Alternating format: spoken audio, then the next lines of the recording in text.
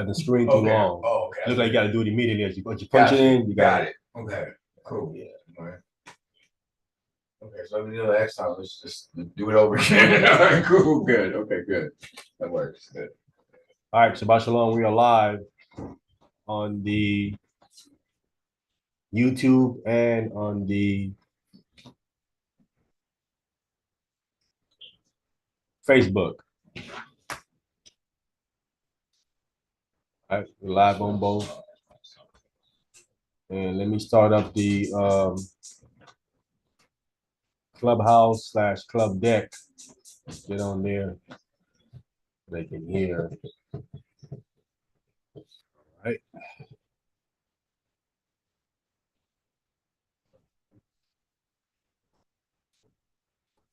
Okay. All right. Yeah.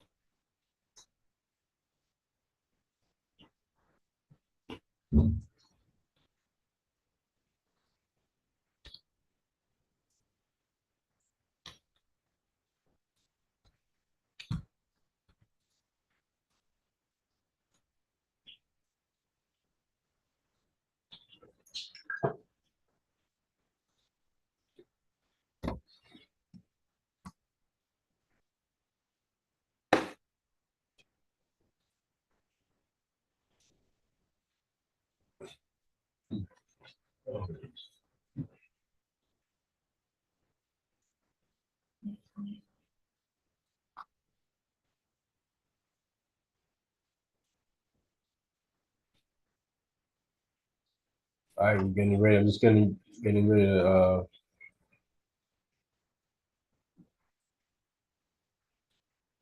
go live on the Clubhouse Club Deck. It's punching in my title.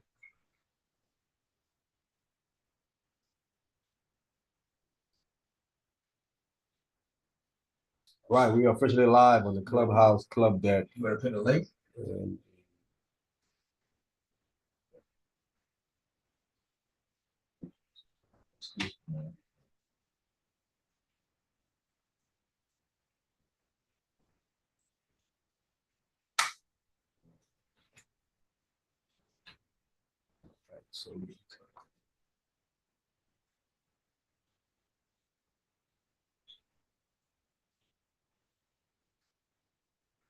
So good here.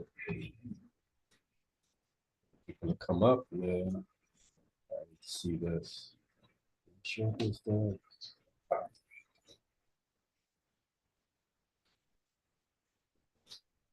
All right, we should be ready. We ready to go.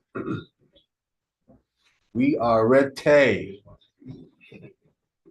We finished doing this. Finished doing this red heifer thing. So, but I got a question for that. Okay. So, what I mean, since we didn't read it in numbers, about the age of that red heifer, would that red heifer age, would that be in the oral Torah, or do you think it's in the Torah? Did we finish it with numbers we was reading at? I think so. Yeah, I think we did. Yeah. No, we didn't read. We didn't read the last two verses. Oh, that's the verse. Okay, I'm gonna go back to it. Right, the Numbers 19. Yeah, you go last two verses. Oh yeah, I'm right here. Okay. So verse 21. Yes. Okay, so it reads, and shall be a special statute. Hey, wait till the brother come in. Let me check a quick look.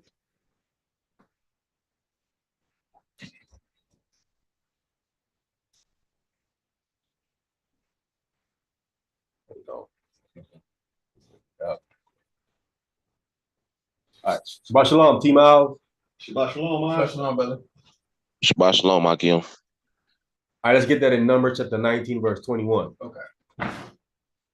Read the book of Numbers, chapter 19, verse 21. It reads, and it shall be a perpetual statute unto them that he that sprinkled the water of separation shall wash his clothes, and he that touches the water of separation shall be unclean unto the evening. All right, go ahead. Verse 22. And whosoever the unclean person touches shall be unclean, and the soul that touches it shall be unclean unto the evening. So we have not read nothing here about the age of this particular red heifer. Right. So would this red heifer be, would the age of the red heifer be, in the oral Torah, in the oral traditions, or would it? It must be because Okay. I think this is the only chapter that speaks of this. Okay. This red heifer. Okay. I don't see about it reading it anywhere else. Okay. Again, people keep thinking this is they call it a anti type of Christ. It's completely wrong. This has nothing to do with Christ. No one, Christ, first of all, Christ was not burnt. This animal is burnt to a crisp. Am I right or wrong? To the ashes. Yes. Right. And Yes. his ashes used to clean people. Christ, that was not. Right. Yeah. That don't fit the Messiah. So Right. this is no anti-type to the Messiah at all. The only link they have that we read earlier in Hebrews where this animal was killed on the outside of the camp, without the camp. Yes. And Hebrews 13:12 says where Christ suffered, what it said without the gate. What they would say at the camp or something. Right? I think that's as close as you can get to Christ. It's just that location. Outside the camp, outside the gate. Anything like that, I don't see any other link. Well, I think the link that they might try to say, because I've seen this in the video that I sent you earlier, is in verse 9 where it says it's a purification for sin. You get a little louder so I can hear you. Oh, say in verse 9, at the end of verse 9, where it says it is a purification for sin. They reference that he is he is a sacrifice where they don't have to do a sacrifice for sin no more. So he's the last sacrifice for sin. That's what they actually try to equate. I guess they actually try to say that from verse 9. He's the purification for sin. So he's a sin offering. So we don't have to do sin offerings anymore because he's the last sin offering. Well, that Christ is not no last sin offering. Right. No verse in the Bible said that Jesus Christ is the last sin offering. I keep telling that to my Hebrew Israelite brothers. Y'all gotta stop saying that. You know what I'm saying? I'm saying Jesus Christ is the last sin offering, so we ain't gotta do sacrifices no more. No verse says that. And anytime they say it, them Christians jump all over them. Right? Christians jump all over because where did Christian go to jump all over him at when they say that? When the Israelites say Christ is the last sacrifice, we gotta kill animals because one of the contention is that you guys don't kill animals. So Israelites come back and they say, well, Christ is the last sacrifice. We gotta kill animals no more. As they say that, Christians say, well, what about this verse? Who know where they would go to shut that down? John 3:16. No. Matthew 5:17 and 18 is where they go to shut it down. Matthew 5. Can we read it? Yes, it's gone. This is where a Christian would go to shut that down about Christ being the last sacrifice.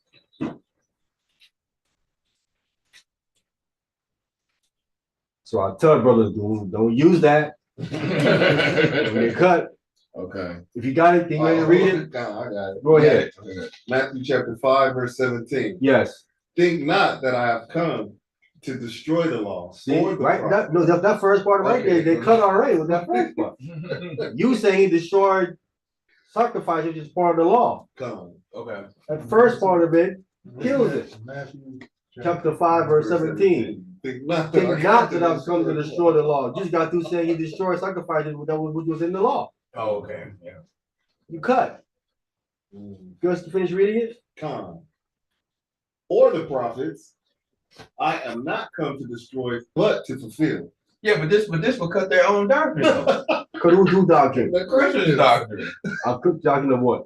Because they say The law is done away the with. law's done away with. Yeah, but they adjusted that doctrine.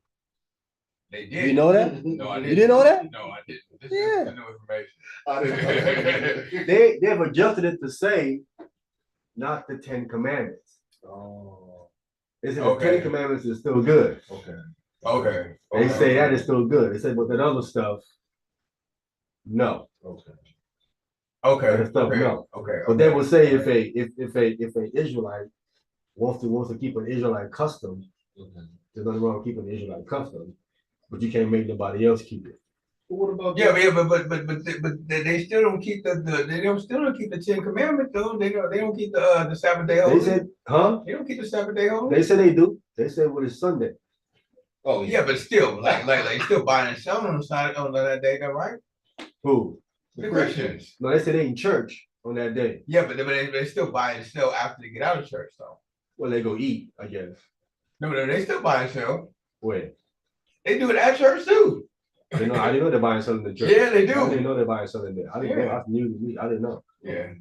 What do they buy in there and sell it? Well, I mean, it depends on what church you go to, but like they're like, it depends. Like they might have like a little bake sale, things like that, whatever, like that, like stuff like after church and stuff like that. They have things. They have things that are going on. Oh, out there. Yeah, it depends on what church you go to. Like come. Yeah. I'm just saying that's the argument I'm hearing with these Christians online. Is what they do. Yeah, but they don't like. I've been to Sunday church, but they don't preach that.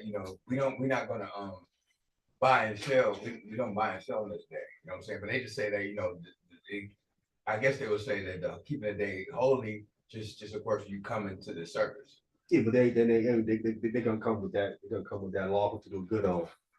it's good to do good On the Sabbath day. Con. They come with that. They come with that now. But I'm saying they don't.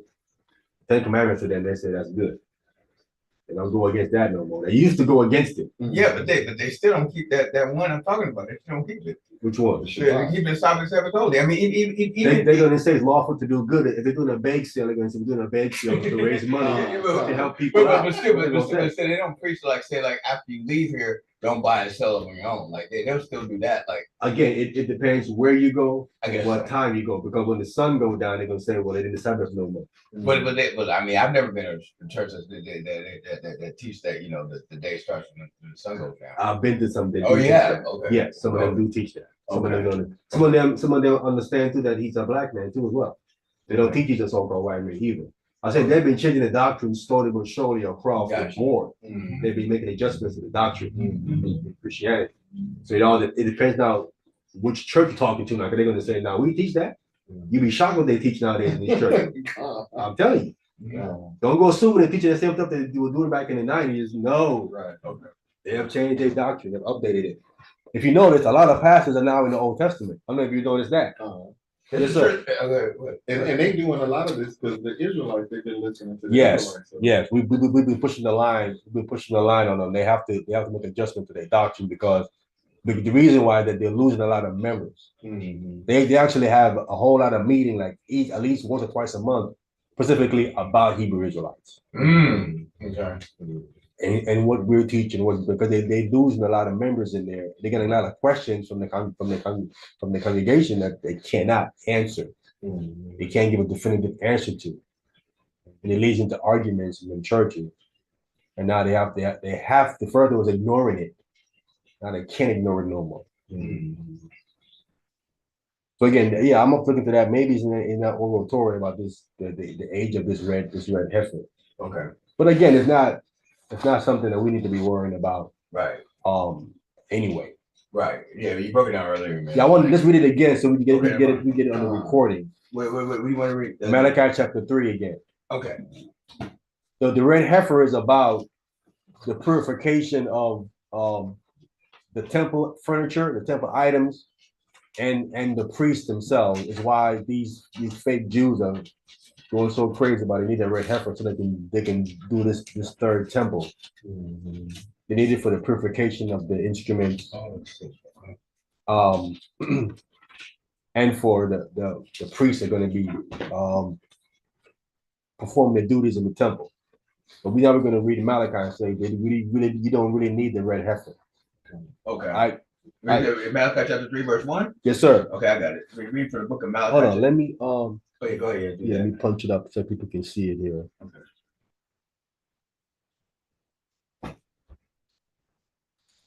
They can read along and share the screen on it. Okay. But I keep doing this now. It's all good, man. Just nobody can see it.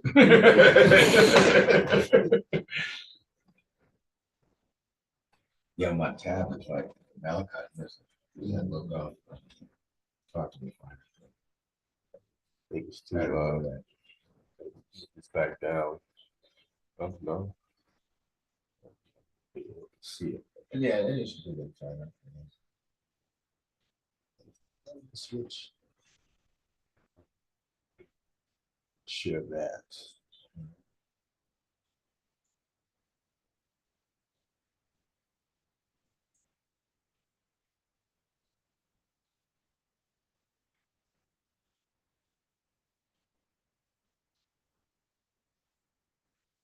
All right, we should be sharing it. Okay. Okay, reading from the book of Malachi, chapter 3 and verse 1. And it reads, Behold, I send my messenger, and he shall prepare the way before me. And the Lord whom ye seek shall suddenly come to his temple. So it shall come to the temple, right? It isn't his temple, it's the temple. But the temple don't belong to the Messiah, it belongs to the Most High. So the messenger we went over before, that's John the Baptist. He prepared the way before me, right? We know what we're gonna do now is get some proof of what it said. Oh man, y'all just reading stuff. Right. You know what I'm saying? Where does it say that at? Whoa. Okay. Right.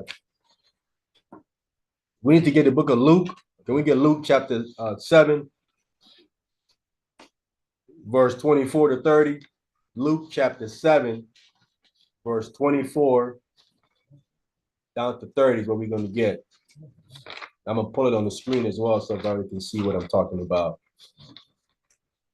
as well.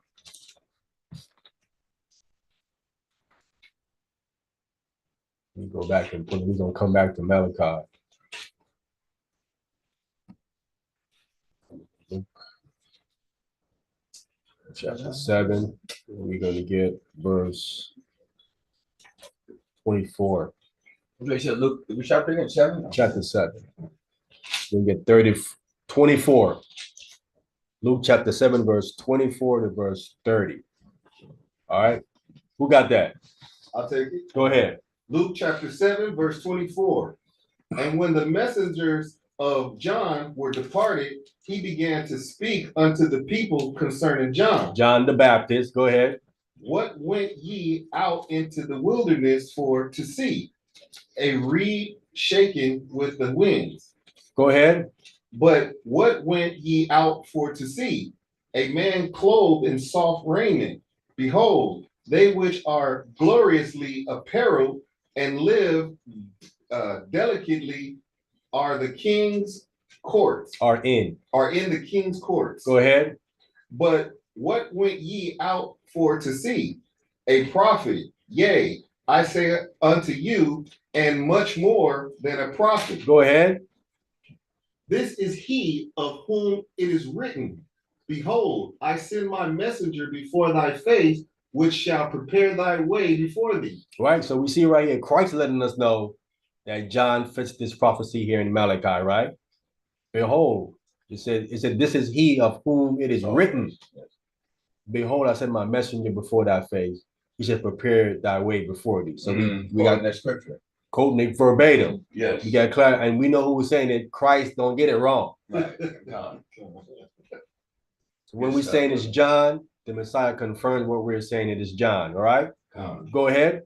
For I say unto you, verse 28. Yes. For I say unto you, among those that are born of women, there is not a greater prophet than John the Baptist. But he that is the least in the kingdom of the Most High is greater than he. Right. Okay. Born of women has to be they that's why you see this another verse that tells you we need more context. We need to go back to the original language. See what I'm saying? Okay. Right. Because it's obviously born of women through sex. So a man having sleeping with a woman. Right. Because the Messiah didn't come like that. Because he ain't greater than the Messiah. The Messiah was born by a woman as well. You know what I'm saying? Yeah. So he must mean in the context of a man laying with a woman. Right. Right? Yes. Yes. Because we know he ain't greater than the Messiah. Right. All right. All right, go ahead. Verse 29. And all the people that heard him and the publicans justified the Most High, being baptized with the baptism of John. Right. So the people, when they heard Christ, not only them and the publicans, right? Publicans are tax collectors. Okay. Right. Tax collectors are people who work for a particular family, right? What happens is this: Rome wants their taxes, right? So what Rome do is this: Rome delegates it, right? What Rome do is this: you can bid for that particular position to be a tax collector for the region of Judea. You can bid, your family, you can bid for that position. They put a position up for bidding, right? You can bid for it. Once you win the bid, you're not given a title as particular for a particular amount of years. You not collect taxes for the Roman government, right? In Judea, right? So what you do is you add on to the taxes normally to make your profit, to make your money that you will spend. You know what I'm saying? Because you're not, it's your office. You have the power now to delegate how much taxes to charge. Right. Because Rome is backing you now. Okay. Right. If they say no, Rome gonna come and like, because you pay for the office. Now what you would do as a family, right? You might be maybe living somewhere else. What you do, you delegate it to some of the local people. Right? Like Matthew, he's a tax collector. He works for a family that won the bid. But then what he does, the money that he collects, he gets something out of it too as well. Tax collector. You know what I'm saying? So that's what they call, that's what publicans comes from. And this is the reason why the local people didn't like them, because they knew that they was charging extra on the taxes to put money in their pocket. Sometimes the personal tax collector, he will even add more for his own personal state, because if the family he works for spent a certain amount of money, but he would put more on it for his own personal stuff. Yes, sir. So this publican word will have a Greek word that actually will have that definition, right? What definition? Of what you said with the tax. No, not definition. I'm giving you the history of what a publican is. Right. The history of a publican, that's the process of how you get to become a publican. Right. I understand. I mean, because my question is like, because there's English word that's like a publican would be like what person actually has like a I guess like that runs a bar, like a like a liquor bar. English definition. Yeah, because like when I looked at this publican before, like I didn't when I was first reading this, I wasn't aware of like the Greek, the Strongs or anything like that, but like the publican, there's when I looked at the definition of the publican, there's like two definitions. Like one is that's the tax collector, and there's one that's actually that runs like a pub, like that runs like a pub, like I guess like like a bar, like that sort of liquor. You look it up right now and see. Okay, cool. You a publican? Yeah, publican. It's like because the old like the Irish term like pub, like, you know what I'm saying, like it's like a pub, like like a bar, like a person that runs like a bar. What verse is it? You read it? I think verse 29. Okay. Yeah. There we go. Oh, okay, yeah. So it says it's a tax farmer, collector of publican revenue. Let me share it. People can see. Okay. Yeah, because this stuff is important. Like, I mean, in my opinion, it's like it's Republican. You think like this dude might get drunk. Like, We're sharing definition of publican here. This is the definition of publican. Right. Okay. Telonance. And it says right here, it's from 5056 and 5608, a tax farmer, i.e., collector of public revenue. Yes. Publican. Yes. All right. And yes, a rent or farmer of taxes. So we see here among the Romans, usually a man.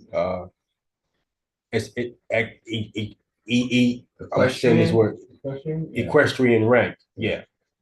Tax collector, taxes told. One employed by a publican or a farmer general in a tax collecting tax. He worked for somebody. Yes. And so we have our definition here. So actually that goes along with what you were saying. Okay, perfect. Yeah. Gotcha. Perfect. That's what he's saying. Okay. I'm gonna come back to where we were. All right. Which one is it? No, this one. No, that one. No, that's not. It's this one.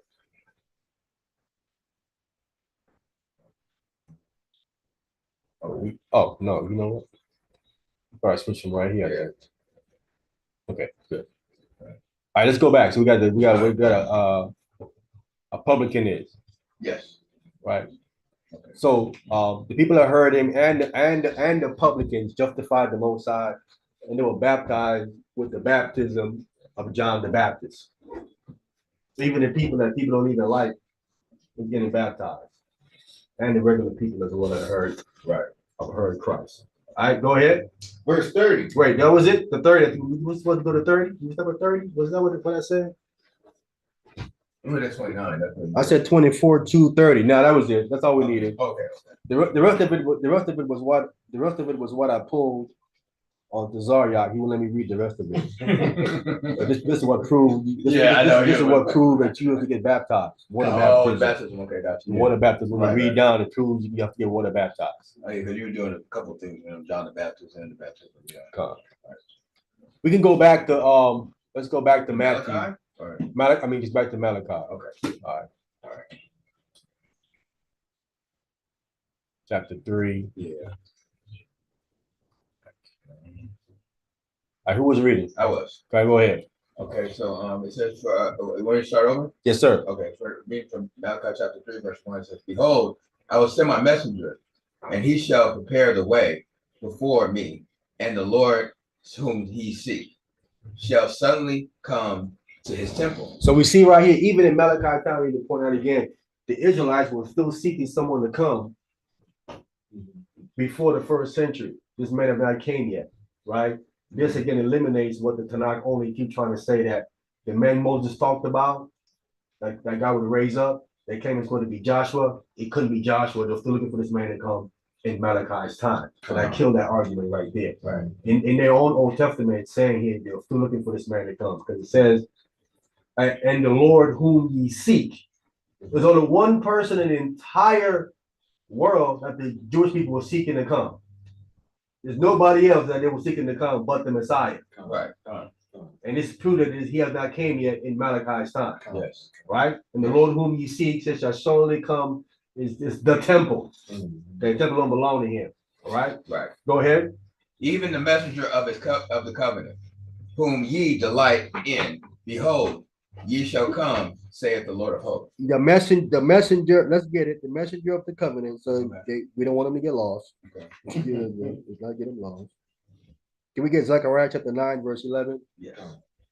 Zechariah chapter 9, verse 11. I'm gonna pull. Let me pull it up here again too.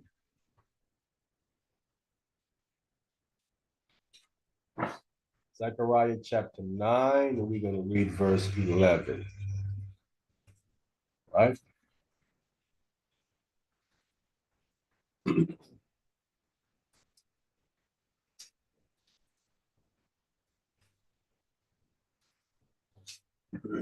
Zechariah chapter 9, verse 11. Yes.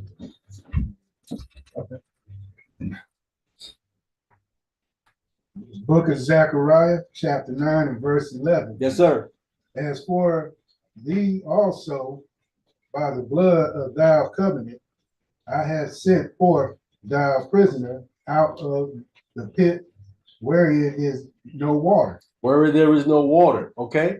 So now it says, as for thee, he's speaking of the Messiah, right? Also, by the blood of thy covenant, meaning his blood shed, he is making a covenant, or renewing a covenant, right? It says, I have sent forth thy prisoners out of the pit wherein there is no water.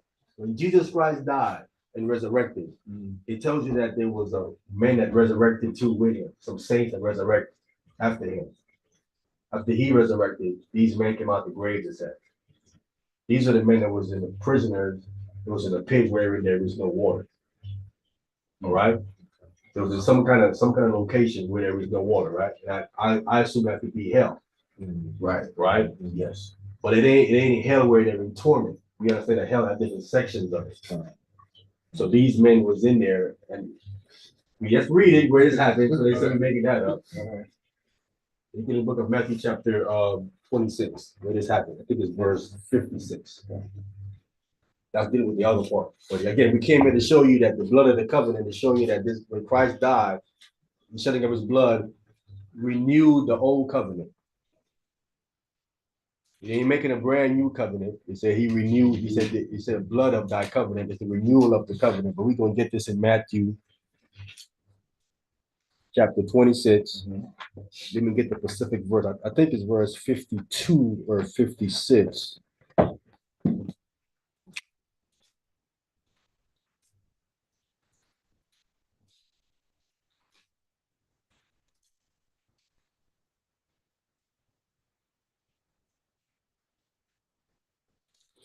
Let me make sure, let me get the correct verse. Let me make sure that's the verse. It's been a minute. I get the correct verse and we're gonna, I get the correct verse, we're going to read it so you can have all the information. So it's gonna be over here.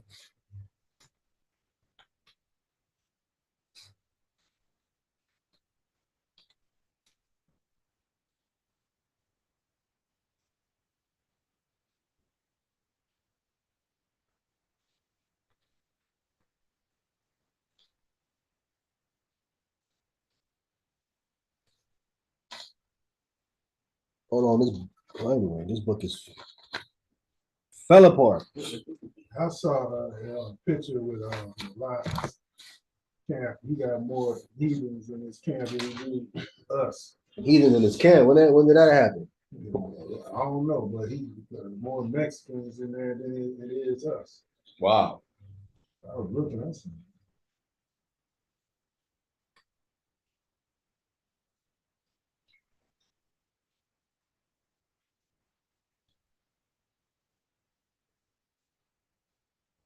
The specific verse here that we're looking for.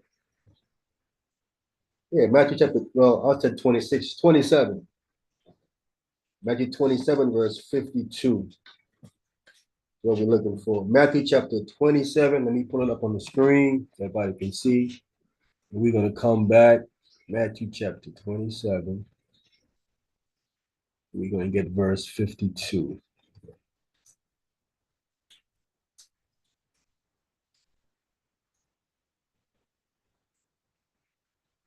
They can see exactly what we're saying when dealing with the prisoners. Matter of fact, let me open up another one of these things so we can just switch in between. Be faster that way. So to continue to scroll. Go back. So we got it.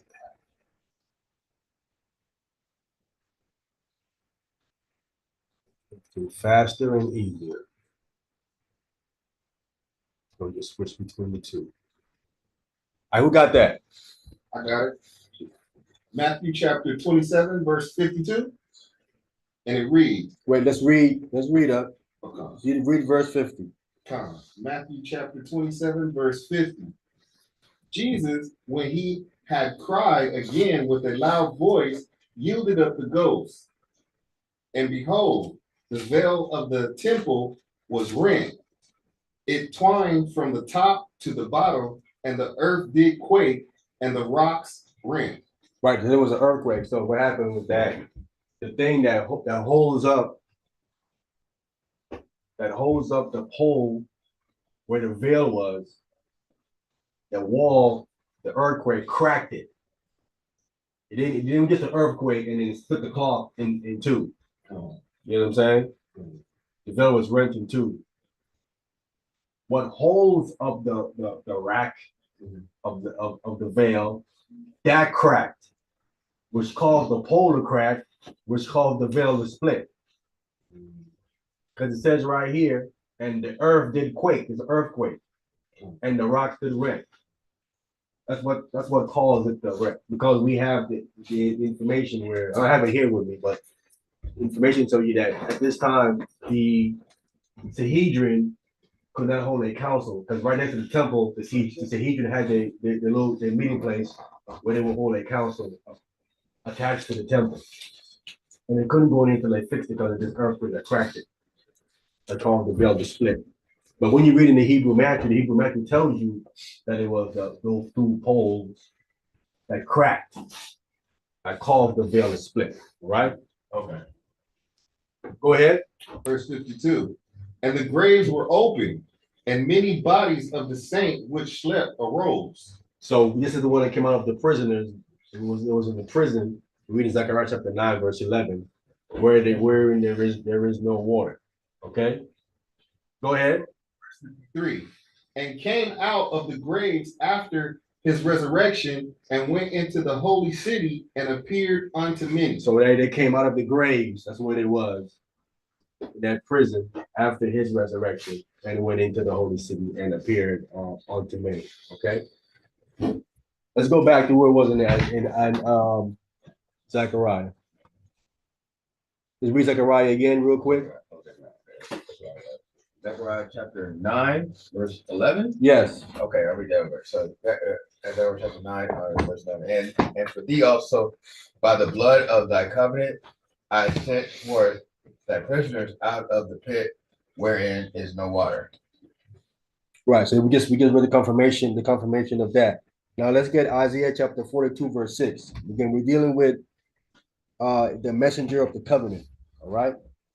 Isaiah chapter 42, verse 6. We're going to pull that up here too.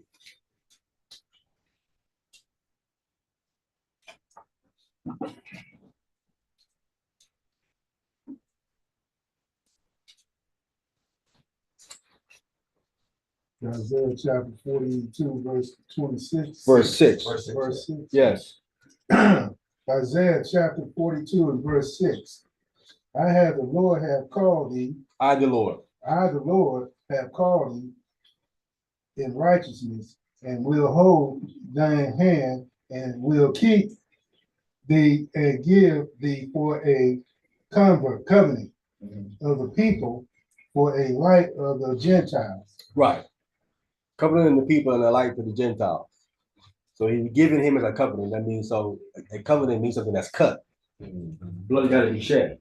He's giving him as a covenant. I mean, he's giving him as some kind of something going to get pierced or cut and bloodshed. So his death is what makes the covenant. His death, right? And the covenant for the people, and then the people are definitely the ones that's the nation of Israel, right? And it's going to be for light for the Gentiles. To disperse the broad Israelites. This is what this is. They want to argue and say that this is talking about other non-Israelites. No, we cannot. Talk about other Israelites. Because again, in the first century, the Gentiles didn't know about Christ in the first century. Did they? When did they find out about Christ? In the first century? It's hundreds of years later. Oh, yeah, right. Oh, yeah. Right or wrong? Yeah, right, yeah. And even to this day, a lot of them still don't know about him. Right. Yeah. And even more so, most of them still don't believe in him. Right. Right? Yes, sir. When the renewed testament was written, how long ago after Christ passed away? When was the renewed testament was written? When it was written? Yeah. When it finished, I guess you would say. Finished. Written.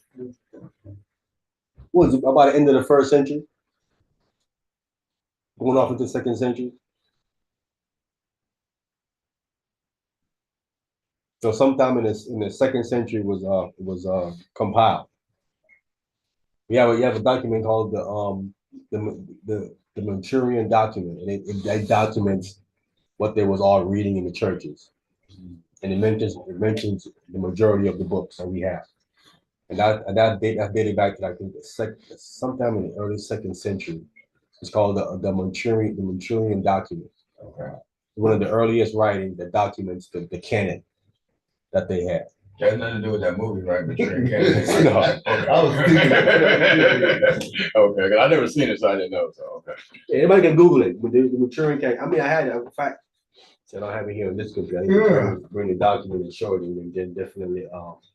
I might pull it up later. I can pull it up later. You can see it. Looking at reading something. There's some white professor at some university in North Carolina talk about Christ never existed in the Roman records or something like that, dude. That's a bunch of lies, bro. It's just in the Roman record. It's in the Roman record. That's what Tacitus was quoting. He was quoting the Roman record. That's who he was quoting. Titus, Tacitus. Tacitus. Yeah, he writes about Christ. So they all lying. This what this guy do, man. If you challenge him, you gonna back down. You sound like nonsense, because some people don't challenge it. A lot of these guys that say this stuff and then they turn the comments off because they know they're gonna get blasted with the truth. It's just like turn their comments on. You know they gonna get it. Just like vocab alone. Yeah, I mean, we went over him last week, though. We trying to debunk. He got debunked. we did debunk the debunk. They said that sign was a meme. He don't know plain English. Things are mean. Quiet. He don't understand what these Israelites mean in quotation. Right. Is that about the Old Testament guy that wanted to come at you, the brother? Oh no, he ain't doing that no more. Memphis. He ain't doing that no more. No, he ain't doing that no more. He got Paul all twisted. I had a dialogue. We're trying to upload it. It didn't want to accept it. I'm trying to upload the dialogue that me and him had. We went to Paul. That's Sage trying to protect him. The dialogue put up there. He's gonna look bad in the dialogue we went to. You have the recording of it? Yes. Oh, I'm trying to upload it on my channel so we can hear it. We were going back and forth about Paul's writing, and Paul is in a we got cut. Because I read it out of the Tanakh for him. What Paul was saying was accurate. What Paul was saying, I said, dude, Paul got that from the Torah. No, we didn't. Let's read it. So you Old Testament, but you want to prove Paul. Try to go ask somebody about Paul. These Old Testament only don't understand Old Testament at all. None of them do. Yeah, I said it. None of you do. Prove me wrong. None of them do. Maybe you didn't hear me. That's a bold statement on my yard. None of you do. Listen, we had one of the top persons in Zion Lex. For the last 30 years, he's been wrong about Isaiah 53. He's been saying it's Israel, now he's saying he's the Messiah. We've been saying since we came in. It took him 30 years to figure it out. It took us a few minutes. It took us reading the New Testament and we find out that that's what it's been saying. What has it been saying?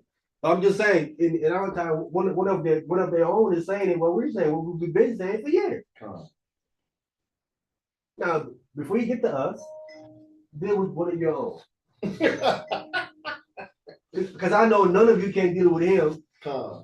They can't deal with Zion Lex. Zion Lex will cut him quickly. You can't deal with him.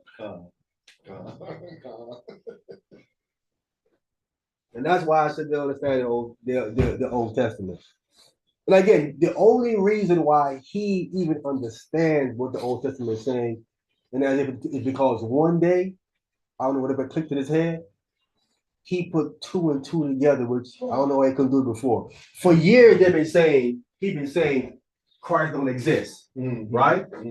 But it dawned on him one day to say, wait a minute, the same criteria that I'm saying Christ doesn't exist can be applied to Abraham, Isaac, and Jacob. How you prove that they exist then? There is more evidence for Jesus Christ than for Abraham, Isaac, and Jacob. But yet, to not only was pushed to say how they were real people, that they existed. Right. But where's the evidence then for Abraham, Isaac, and Jacob?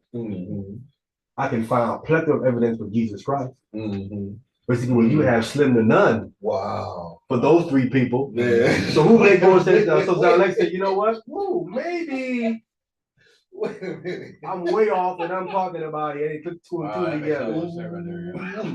Yeah, because there's so many like you outside the Bible that actually referring to Christ existed. Christ is in the Quran. Yeah, just him in the Quran, right? They talk about Abraham, Isaac, and Jacob in the Quran too as well, right? But when you come outside of the Quran, Where else are you going to find Abraham and Jacob other than the Old Testament? Right. They gave it an issue. Right. We have Tacitus talking about Jesus Christ. Yeah, we have a couple of, we got the other Roman historian talk about Jesus Christ. We got people out. We have people that hate Jesus Christ talks about it. He's in the Talmud. Okay. And And then they hate him. and Pilate was a real guy, right? Pilate talks about it. You got so many people that attest about Jesus Christ actually being a real person.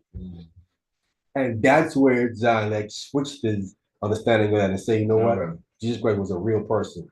And when he did that, that's when he was opened up to the rest of it, to what he's at now.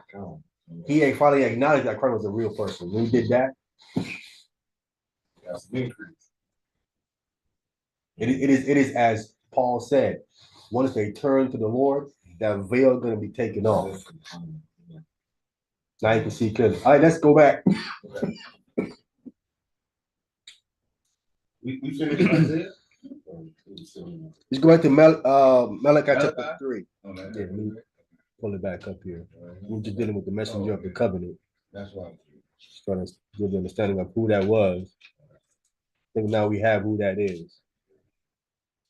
We're going to get into the lesson.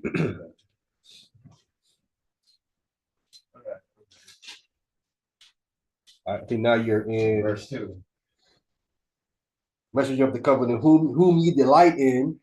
Behold, he shall come, saith the Lord of hosts, saith Yahweh of hosts, host of armies. Go ahead. Yeah, verse 2.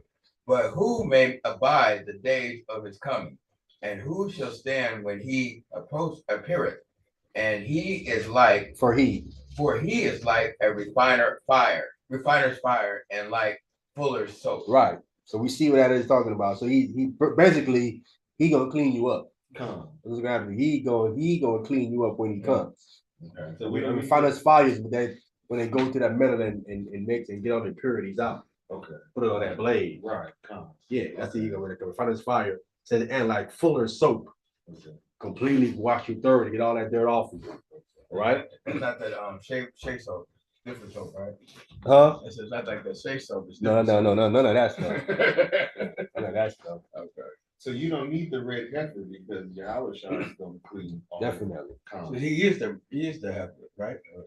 Huh? I mean, he's gonna do the heifers like the heifers like the heifers job in a sense, right? But similar. Similar. Okay. Yeah, to clean you up there. Right. Okay. But without him having to be burnt up. Right. These are gotta be that's the ashes that they're using. Right. They're using his ashes. Right. Right. Right, go ahead. All right, verse 3. And it reads, and he shall sit as a refiner and purifier of silver, and he shall purify the sons of Levi, and purge them as gold and silver, and they may offer unto the Lord an offering in righteousness. Right. So you're gonna purify the Levites again. So you need Right.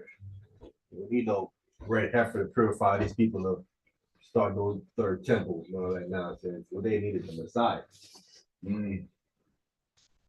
Who they need to purify themselves. They need that.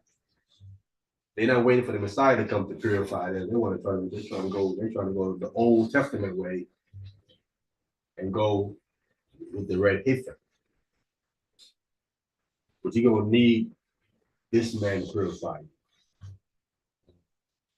And it says when he purify you, right?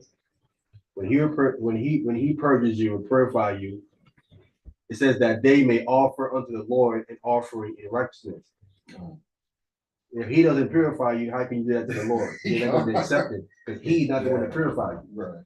Right. That animal ain't going to get it. Right. At all. You need Yahweh Shah to do You this. need the Messiah to purify you. Because remember, he is a priest and a king. He's the high priest. He has to purify you. So you have to come under his umbrella for him to purify you. So if you don't believe in him, there's no way he's gonna purify you. He don't purify unbelievers. Yes, sir. And the beloved son of the Most High. So he has to do this. Yeah. And remember, these people there do not believe in this man. In the Right, they don't believe in him. And they claim he ain't came yet. I wonder Where they put the red heifer in there? Right, yeah, exactly, yeah. Okay. They know what Malachi said, but because you ain't came yet, they got to go back to Numbers 19. Right, right, This is what's happening here. right. And they're looking for helpers. Looking for helpers to find. And they're looking for over 1,000 years. They couldn't finally find one. Who knows if that's true or not? Right. Yes, sir. I believe they manufacture. They could have. People are crafted like that. Right. Can't trust them. This is why I said the Most High gonna be mad when they do this. He gonna be mad. Like, no. Because how come we can't find a red heifer in so long? Right. Ever since the first century. What's taking so long? You tell me you can't find one. Yeah, because it has to be completely red, like you're saying, like it can't have it can't have no other hairs in it. But Right. do you know how long they've been trying to rebuild that temple? That the Romans destroyed it? 2000. Now I'm not talking about them because they fake. I'm talking about originally us was trying okay. we were trying to rebuild it and get it back going. Oh, okay, yeah. That's the center of our worship. Right. Right. If that's standing, usually we know our God is with us. You know what I'm saying? Yeah. With that destroyed, we feel like he ain't with us. Right. We out here on our own. Right. So our focus is let's build that, and our God gonna be with us. Right. That's our direct worship towards him. So do you think that's actually going to happen, even like this, that actually can happen or will happen? What you mean? Like, do you think that's actually possible for us to do that? Build a temple? Yeah. You mean the real Israelites you saying? You talking about the fake people? No, real Israelites. Of course. We're gonna build it again with Christ though. Yeah, when he get here. No, I'm talking about before he comes. No. Now them. Damn. Oh, got you. They're gonna put They're gonna build a temple. Right. And it's gonna be torn down. Of course. Got you. They build a temple for the Antichrist to sit up in, Right. to say that he's God, right? That's what Paul says in the 2 Thessalonians. Okay. He said that him sitting in the temple of God, saying that he is God. Right. All right. Antichrist. All right. So from there, so the question, we're going back down to our topic, is that virgin birth. This is part 6. 6 part. That usually means it's gonna be a part 7. Most I willing. Make it complete. Right? We up to 6 already. Might as well complete it with 7. So virgin birth part 6. Can Christ be of the house of Judah without a Judite father?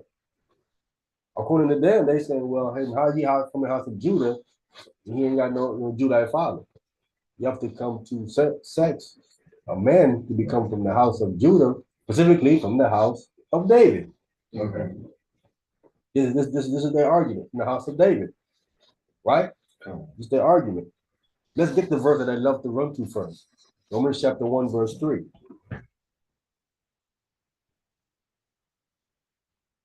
This is the verse that they love to run to and they don't understand the Bible.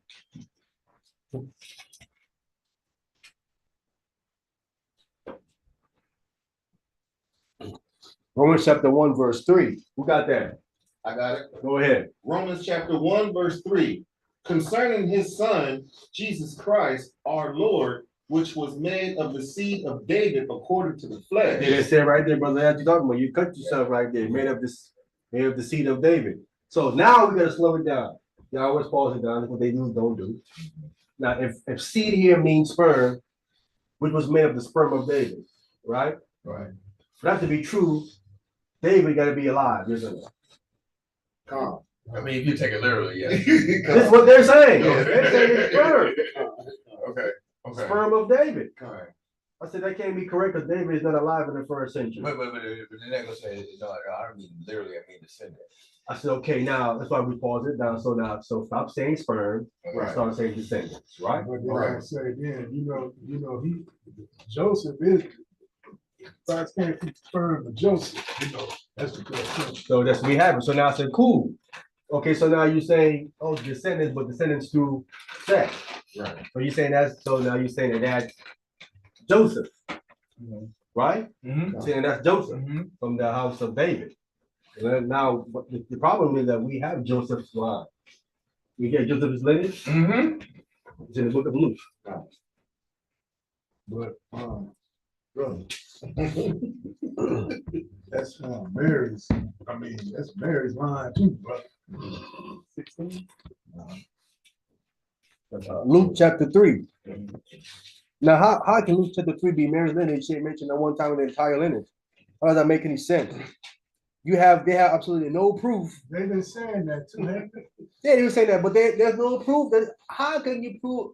How can it be my lineage and I'm not mentioned at one time nowhere in the lineage? But check this out. They also said that Jacob is, they know Jacob is the father of Joseph. Jacob died. Haley adopted Joseph. You heard of that? I heard that nonsense. That's all speculation. They have no proof that actually happened. That is a reasoning Africanus gave to try to explain it because he couldn't explain it. He offered no proof nowhere for any of that actually happened. None of that happened. They cannot prove. Let's read what we have here in the book of Luke. Yeah. We're gonna show you that couldn't have happened. I ain't talking about it. The book is just dumb. Again, they do this to the naive.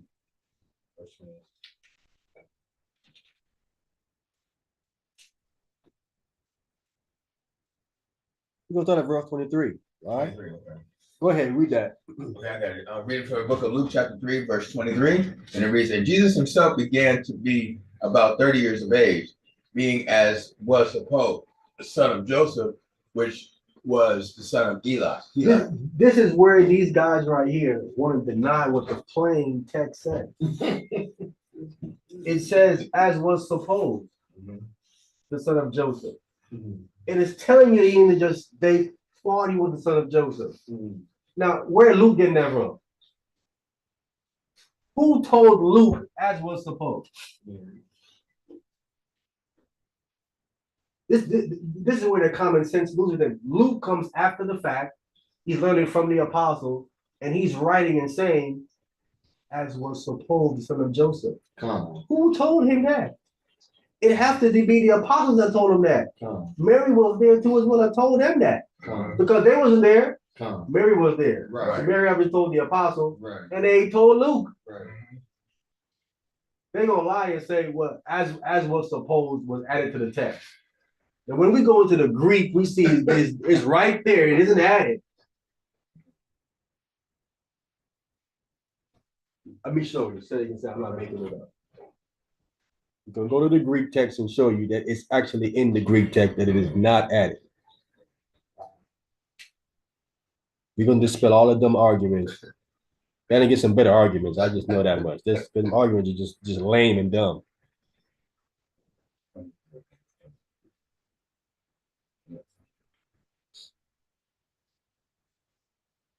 I'm gonna highlight it so you can see.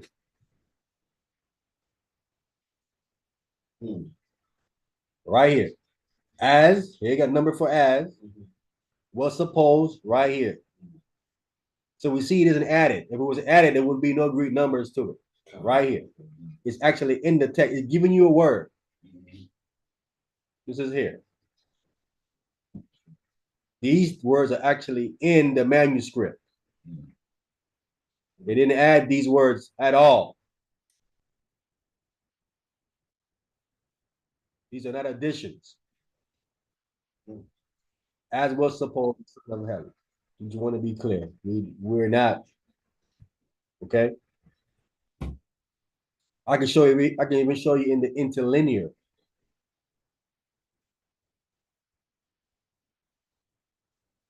Let me show you in the interlinear so you can see as well too. If it's added, the interlinear will clearly show you it was added. Just in case they need more proof, you're going to come to the interlinear. This is the interlinear. What's the interlinear? What's that? Interlinear. Hey, pull this thing up. What? Right here, the Greek interlinear is in beta, but it's the Greek interlinear. Okay. Greek interlinear is something that gives you every word that's in the text. What's not in there, what's not in there, you would see it. I got you. Oh, okay. Yeah, so this is a good video. Okay, got you. Right? All We're right. gonna come to the book of Luke, chapter 3. Oh, it has all the books in here. Everything is in here. Okay. And verse 22, 23. I Everything is in there. think it's what, 22? What is it? Verse 23. 23. Yeah. All right. Okay. We see it here. Yes. It's all here. Yeah, it's all here now. Yeah. It says also, and I have Jesus being like about earth's like year 30, being about year 30, right? Was the son Jose, is what we're talking about, like since unto when Jose, the mizo, supposed thing. That's it right there. A supposed thing, the mizo here in the text. Okay. It's in here. Here go the Greek word is in the text. Mm-hmm. Joseph to and Heli, son of Heli. We see right here. I'm showing it. This is not something that was added. It's actually, this is the Greek interlinear. If it was added, this would not be in here. Interlinear doesn't do that. Right?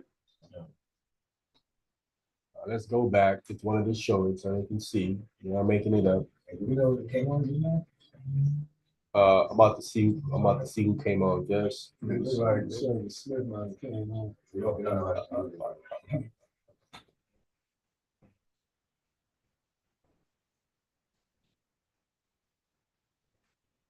gotta move this out of the way a little bit. All right. Who's got the,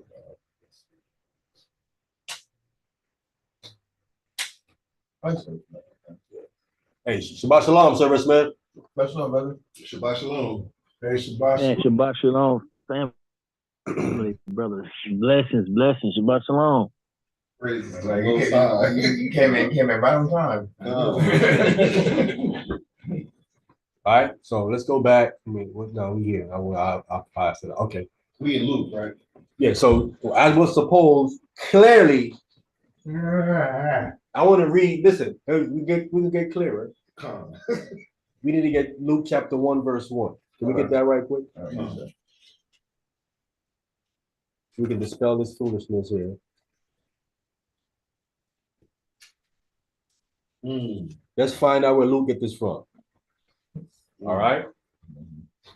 Remember, yeah, I want to preface by saying what Luke is writing is going to tell you where he gets the stuff from.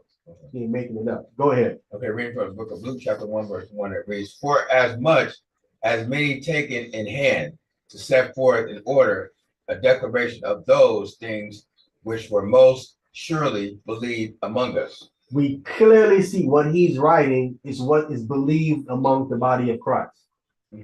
There's people before him that's been taking the order to write down these things before him, but they're writing down what is believed among us. This is what we believe. We all believe this, right? Go ahead. Verse 2, "Even as they delivered them unto us, which from the beginning were eyewitnesses and ministers of the word." So what he received, it's eyewitnesses who was there who relate this stuff to Luke. Right.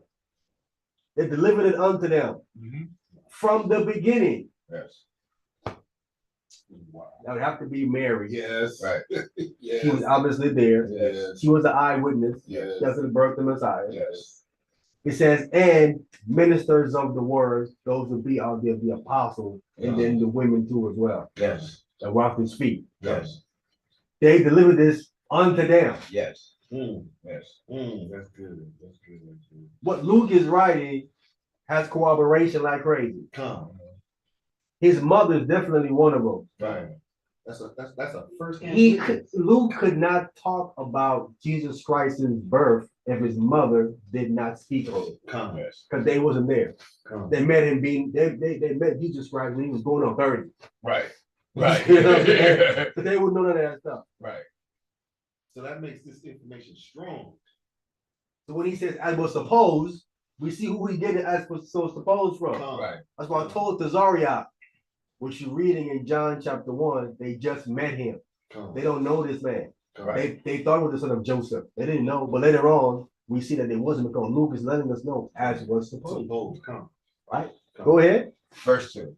Even as they delivered them unto us, which from the beginning were eyewitnesses and ministers of the word. Go ahead. Verse 3. And it seemed good to me also, having had perfect understanding of all things from the very first, to write unto thee in order most excellent Theophilus. So he said it seemed good to me having what?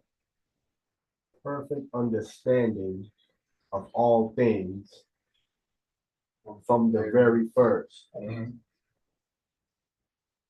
When you go into this very first, this is talking about Geneo Anything. He's talking about from above. The understanding that he's getting from it comes from above. They telling him, and he's understanding it. The Spirit is giving him understanding of it in chronological. Luke Gospel is the only one that gives you a chronological order straight through. The other ones jumps around. They jumps around. His gospel is your template for the entire ministry, step for step. That's why it says right here, having had perfect understanding of all things, what? From the very first. His gospel gives you that the most accurate day to day or week to week of the Messiah's ministry, right? And I want you to go here. Listen, Paul talks about this man, and they don't even know that he do that. What's what he said about Luke? Okay. Here we go. 2 Corinthians chapter 8, verse 18. Okay.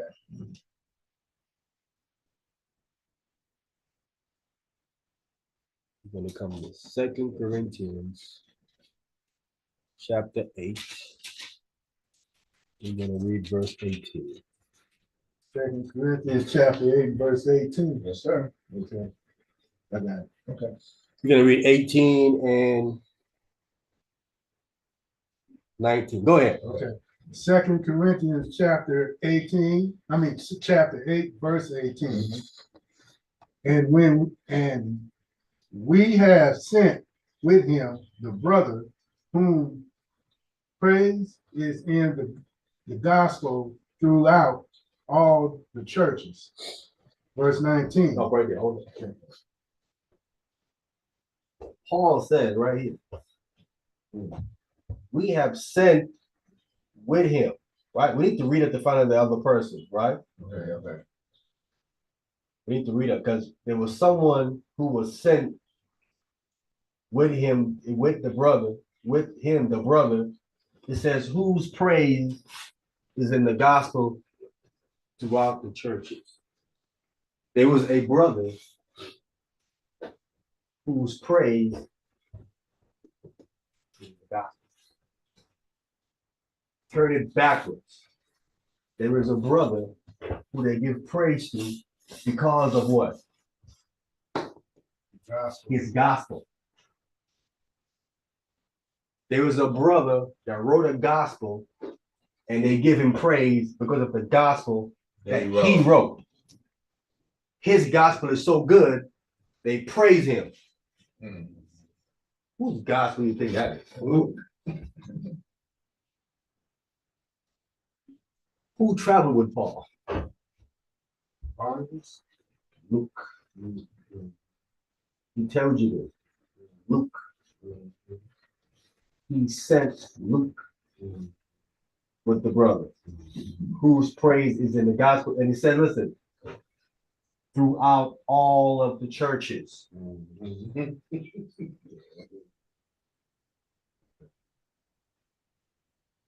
They will tell you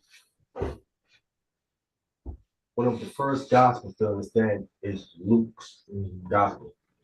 Because Luke gives you not only his gospel, but he also gives you the Acts of the apostle as well. Okay.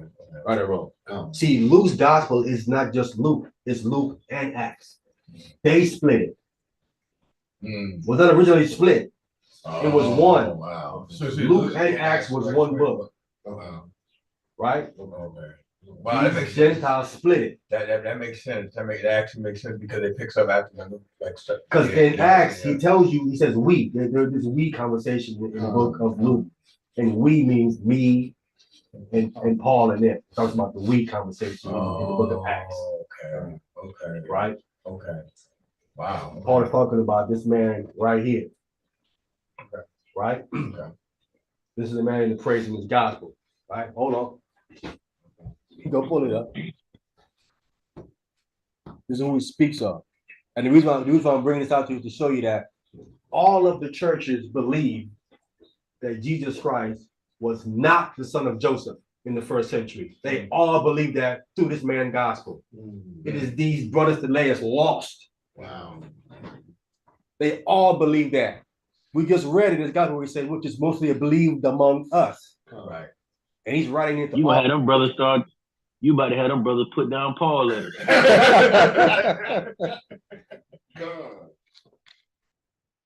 They're completely missing it. Completely. Right? Matter of fact, let me look up the word because I have it here. Let me get it in the Greek so they can see it. Look up the word praise so we can see. And this is what these brothers don't do. I bet you for years they've been reading that verse and don't know who he's talking to. There you go. Yeah, they probably know it went over their head 1,000 times, millions of times, billions. And when you get time, because Colossians 4:14 is like a just a little it actually proves Luke was down with these brothers, down with them 100%. Actually said his name in there. He's rolling with Paul. I'm looking up the word praise. It says whose praise is in the gospel. We're looking up the word praise. All right, let me share what it. Let me share the definition so they can see it. Right here, praise. Epinios, right? Laudation, concretely a commendable thing. Praise, they're commending him for what? Oh, His gospel. yes. Okay, gotcha. Right? Whose praise is in the gospel, meaning who commendation or a commendable thing is the gospel. It's Luke. Definition is telling you, speaking of Luke. All day. All day. Doesn't fit nobody else. All right? So Luke's accuracy for his chronological order of how he wrote his gospel? Yes. Okay, got you. His is the most detailed. Most detailed. All right? You know, day-to-day stuff. Okay. Right? You would find things in Luke gospel you wouldn't find it in the other one. That's why that's why he says in the beginning, having perfect understanding from the very first. To write to what? Write unto who? You, the Theophilus. But it's going, the gospel went into all of the other churches. As we was reading. Let's go back to Luke and finish it. No. We got to read here in verse 18. I'm sorry. Verse 19 to me. Read verse 19, Yabata. Yeah. Go ahead. Verse 19. And not that only, but who was also chosen other churches to travel with us with this grace, which is a ministry administered by us to the glory of the same Lord, and declare the declaration of your ready mind. It goes further to say, it says, and not that only, it says, but who, the individual, was also chosen by who? The churches. The churches also chose Luke. Why would the churches choose this one? What is it about this guy that the churches would choose him? The detail. It's his gospel. His gospel, they all know it and they praise him for it. The text says, and they say, you know what, look, take this guy with you. Take him. Okay. Because he's so detailed when he writes it, he's gonna give it to us all the details. Right. Take him. The churches said to take him. It wasn't just they missing this stuff. What he's saying right here. When did that ever happen? It ain't just one church. I was already saying take this one brother. So the 7 churches, right? It would be the 7. Them and the rest of them. I was saying, take Luke. Take Luke with you. to travel with you. I don't know who else fit that but Luke. Right. And we know because it's specified the gospel. Specified the gospel. We know it ain't Mark. We can eliminate Mark. Yeah. We know it isn't John. Right? Because John was probably at this time locked up in Patmos. And we know it ain't Matthew because he was already sent out of it. The only one that's left It's not Mark. is Luke. We know it ain't Mark. Because remember, in Acts, Mark, they sent Mark back because Mark didn't go to the work. So we know it ain't Mark. He's too young in the way. The churches would not recommend Mark. He's too young. He's not ready yet. He's not ready yet. And we know that predominantly John stayed in Jerusalem. Because remember, Paul talks about James, Peter, and John being pillars. Right. They gonna stay. They not traveling. Right. So he ain't John. They stayed in Jerusalem. You don't hear, and Paul said when he went to Jerusalem, all he saw was James and Peter, the other apostles. Said he didn't see none of them. It was already gone. Right? He left. So the one that's left is Luke. And we know Luke traveled Luke traveled, and he says, Paul says, who? With us. And we know Luke was with them. This is Luke.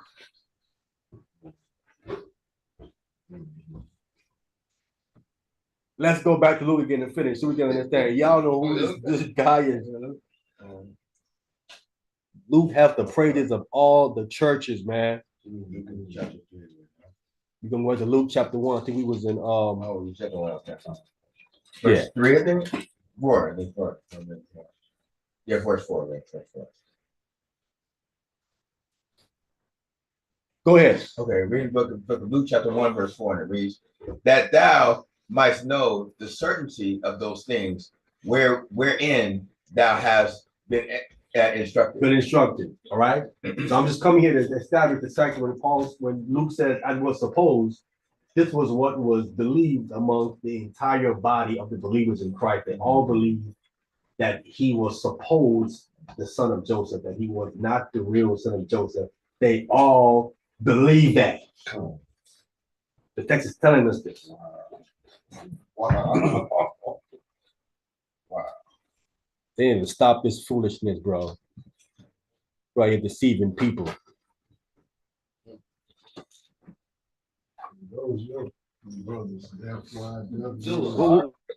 What were they saying about Luke? I didn't catch the beginning. What were they saying about Luke? They saying when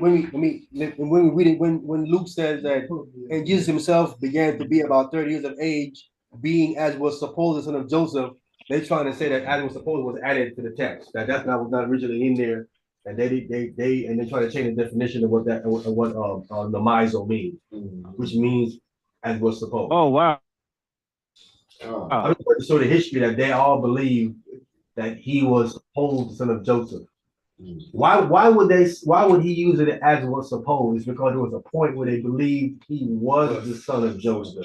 And we read about this in the book of Saint John chapter 1, verse 40. Let's read that. Because they called him son of Joseph back then. But now Luke is letting us know, they thought that. They thought that he was. Call it one more time. St. John's chapter 1.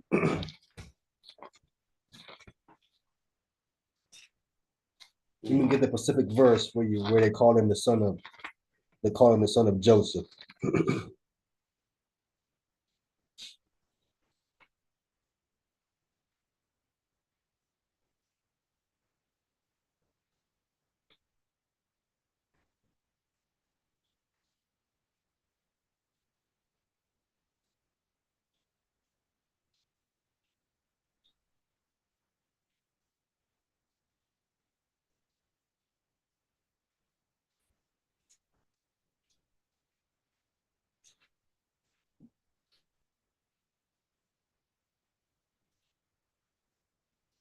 Verse 45.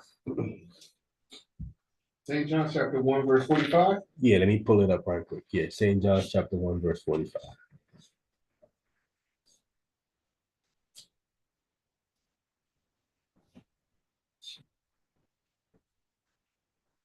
Where you at? St. John chapter 1, verse 45. All right, who got that? I'll take it. Go ahead. St. John chapter 1, verse 45. Philip findeth Nathanael and saith unto him, we have found him, of whom Moses in the law and the prophets did write. Hamashiach Yahushai of Nazareth, the son of Joseph. Right. Now we know when Moses then wrote Jesus of Nazareth, the son of Joseph. He didn't write that, you know what I'm saying? He's putting two things together. What he's saying is that what Moses wrote in the law and what also the prophets wrote, we found the person that David was talking about, who Moses talked about, who the prophets talked about, right? Or Jesus of Nazareth, the son of Joseph. And this is what the Zariach is going to and using and trying to say that he's the son of Joseph. This is what they said. And I said, dude, they just met him. Right, come on. They just met him right here. You can read if you follow the context, Yeah, they just met him. Am I right or wrong? They just met him. Right, definitely right. Yeah. How many times did you just met somebody and you thought he was so and so's son, couldn't find out that wasn't his father? Right, come on. Yeah. You know what I'm saying? Yeah. That been plenty of times. Yes.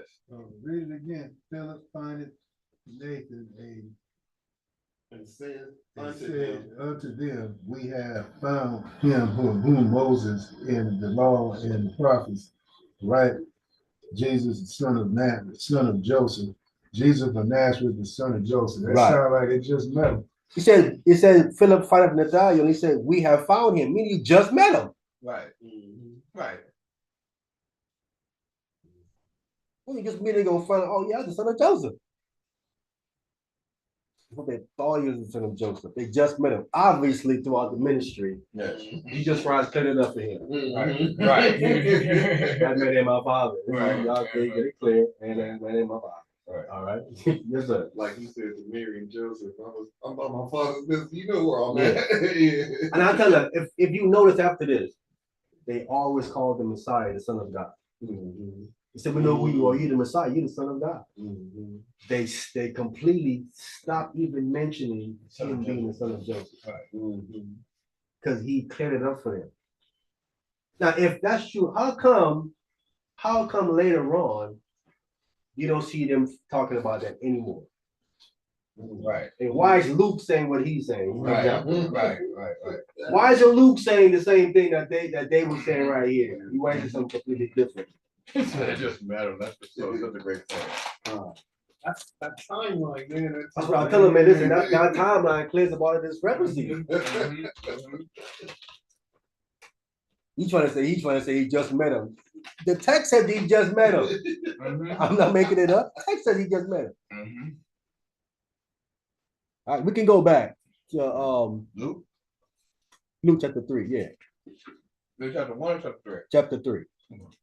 Remember, we here because remember we came here for to say that how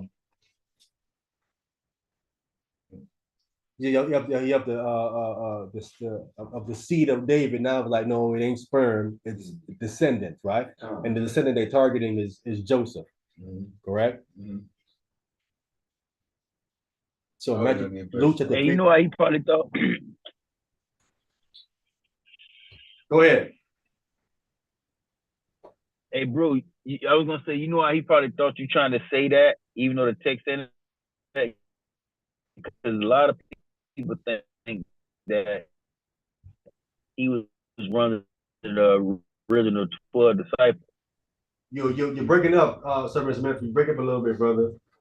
I'm saying he probably was saying that because most people think that Luke was a part of the original 12 disciples, so in their mind thinking like he been knew him, you know. How did they think that he was part of the 12? Luke wasn't part of the 12? But they were assumed because I know. Gospels. Oh, yes. Yes. I guess. A lot of people believe that. But he wasn't. I mean, if you assume that, that's Well, he wasn't part of the Luke. Yeah. No, I didn't know that. he wasn't even around when the 12 was moving. See, that's what I'm saying. That's why somebody would say, you trying to say he just met him. Nah, he did, bro. But they think he been down. Right. Nah, he didn't bend down. No, Matthew, Mark, and Luke too. They those are the part of the 12 apostles there. not even Mark. He's not one of the 12. They named the 12. Yeah, they ain't talking about. Mark and Luke ain't one of them. They're part of that 70. They're part of the 70 probably.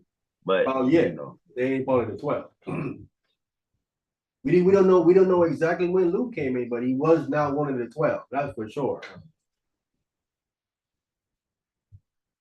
And he came out later on. So we see that Luke is definitely a man that pays the details and writes stuff down. Right? I want to jump down from here. Okay, I was reading here, so where you wanna go? Yeah. Jump down to verse 32. Verse 32, okay. So we thought this is the lineage, right? So we find out what son of King David, right? Remember, it was of the seed of David, and it says the descendant of David, it's Joseph. So let's find out what son of David that he comes out of, verse 32. Okay, reading from the book of Luke, chapter 3, verse 32. I'm sorry, verse 31 and 32. Okay, verse 31, and it reads, which was the son of Mele, which is the son of Menon, which was the son of Mattathias, which was the son of Nathan, which was the son of David. Right. So we see that this is the son that Joseph, Mary's husband, come through. He come through David's son Nathan. Right. Yes. This is not the kingly line. Not the king line. If Christ comes through this line through sperm, he can't sit on the throne of David because he do not come through the kingly line. Right. Right. So now they're saying, well, Joseph's lineage is also in Matthew. We get that in Matthew chapter 1, verse 2. Move this to the side. Oh, this is the sister right here. Okay.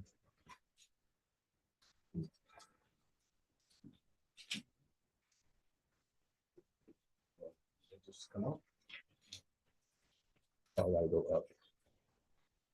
Someone dropped off. I don't know. Behind these service, you just having bad.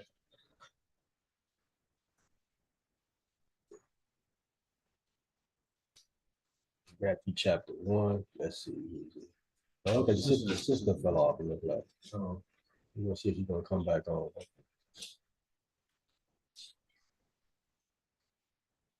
Go ahead. We got that. I got it? I said, yeah. Yeah. Matthew chapter 1, verse 16. Yeah, come. And Jacob begat Joseph. Stop right there. So we see right here that this Joseph father is Jacob. They had another father in Luke, which is Heli. So clearly, this one man here is said to have two different fathers, one Jacob and one Heli. Right. Right? Yes. It's impossible for one man to have two biological fathers. Yes. Right? Impossible. Yes. Right or wrong? Yes. I would agree.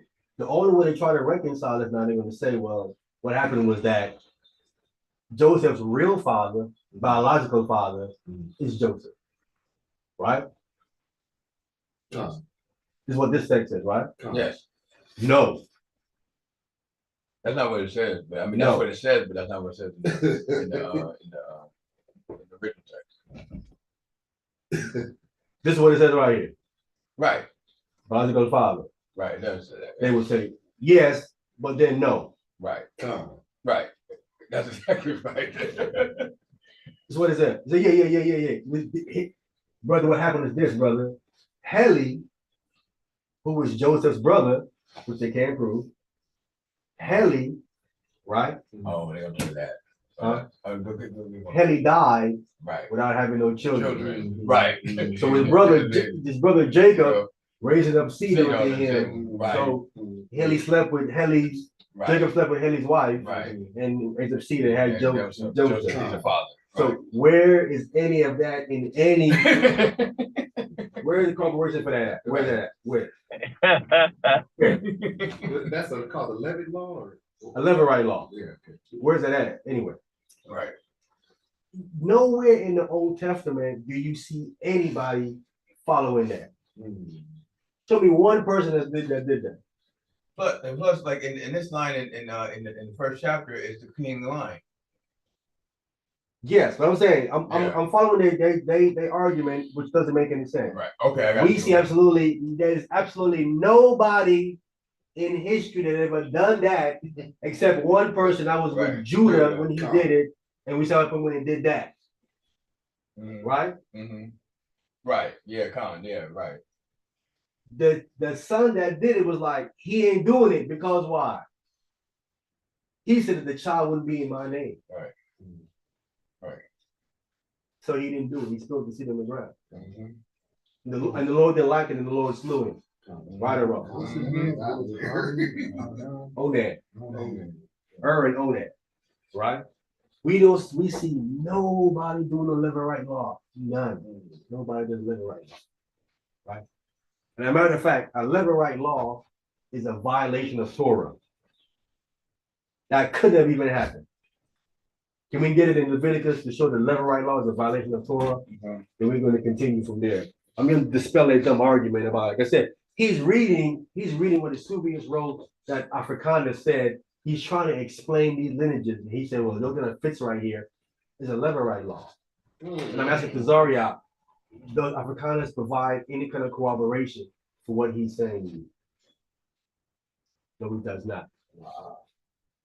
I came up with the thing that prove all things. You can't make a statement. You have no corroboration. I'm talking about no corroboration. You have nothing. You have no source, second-hand source, third-hand source, nothing. Just one man saying something. We don't do that. You can't do that. That does not work. Not gonna fly. Not gonna fly. You better come with some corroboration or something.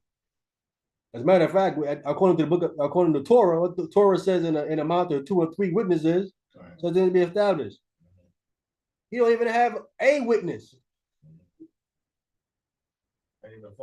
No, even a false witness. That's even damaging. That even hurt even.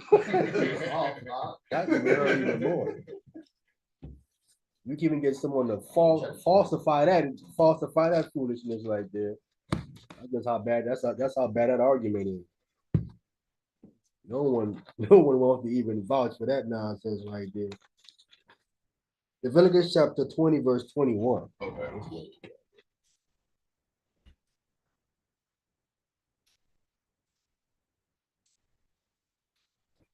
All right, who got that?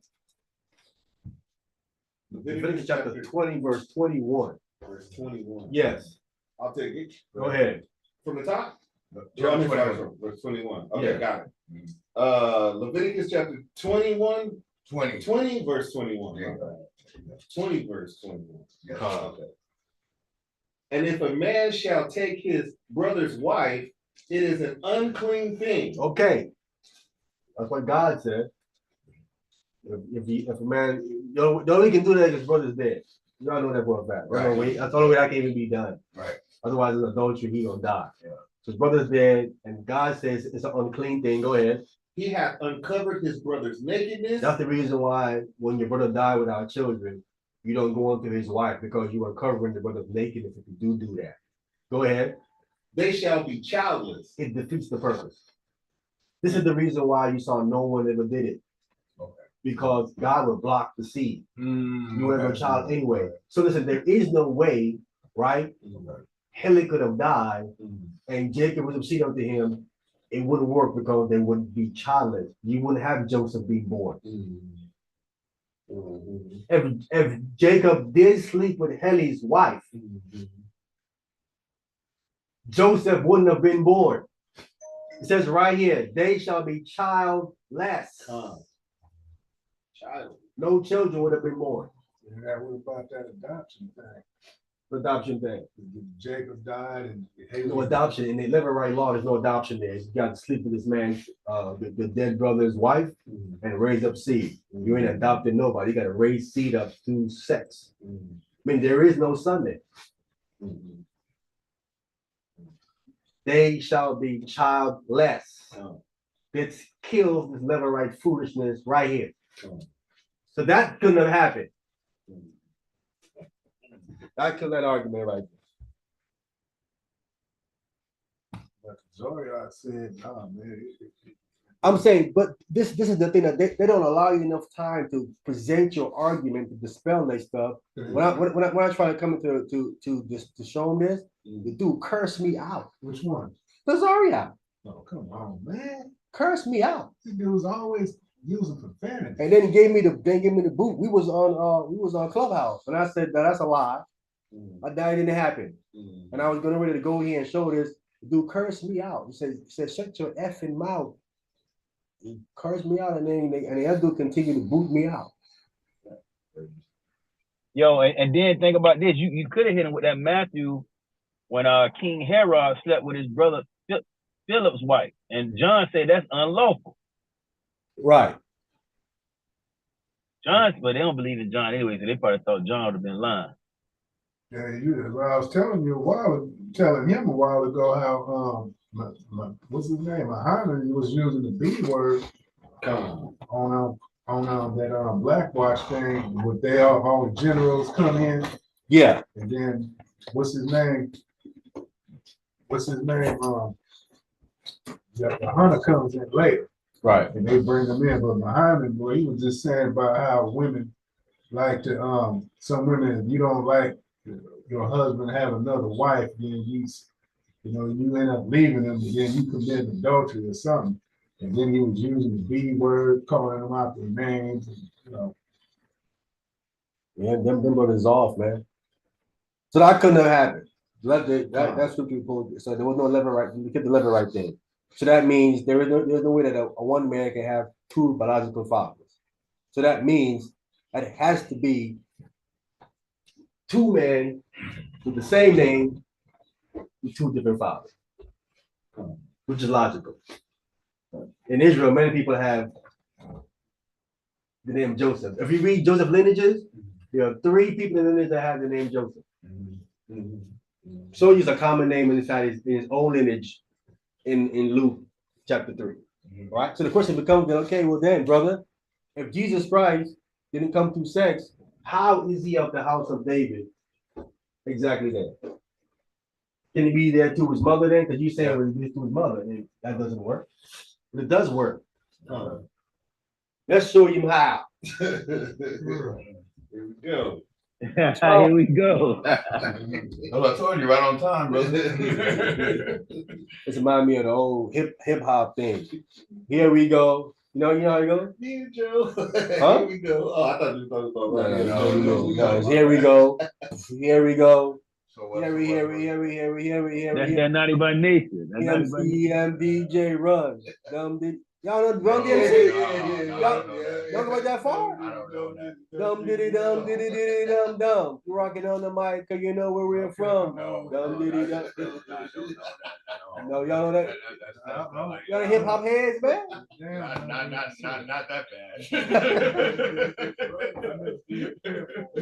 You gotta know no D Run DMC. No, rock, man. Man, I know what they call UBLing. That's about it, brother.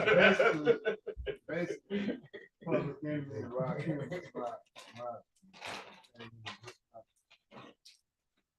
I saw what I'm talking about, right? Yeah, I know. I know some dumb diddy dum.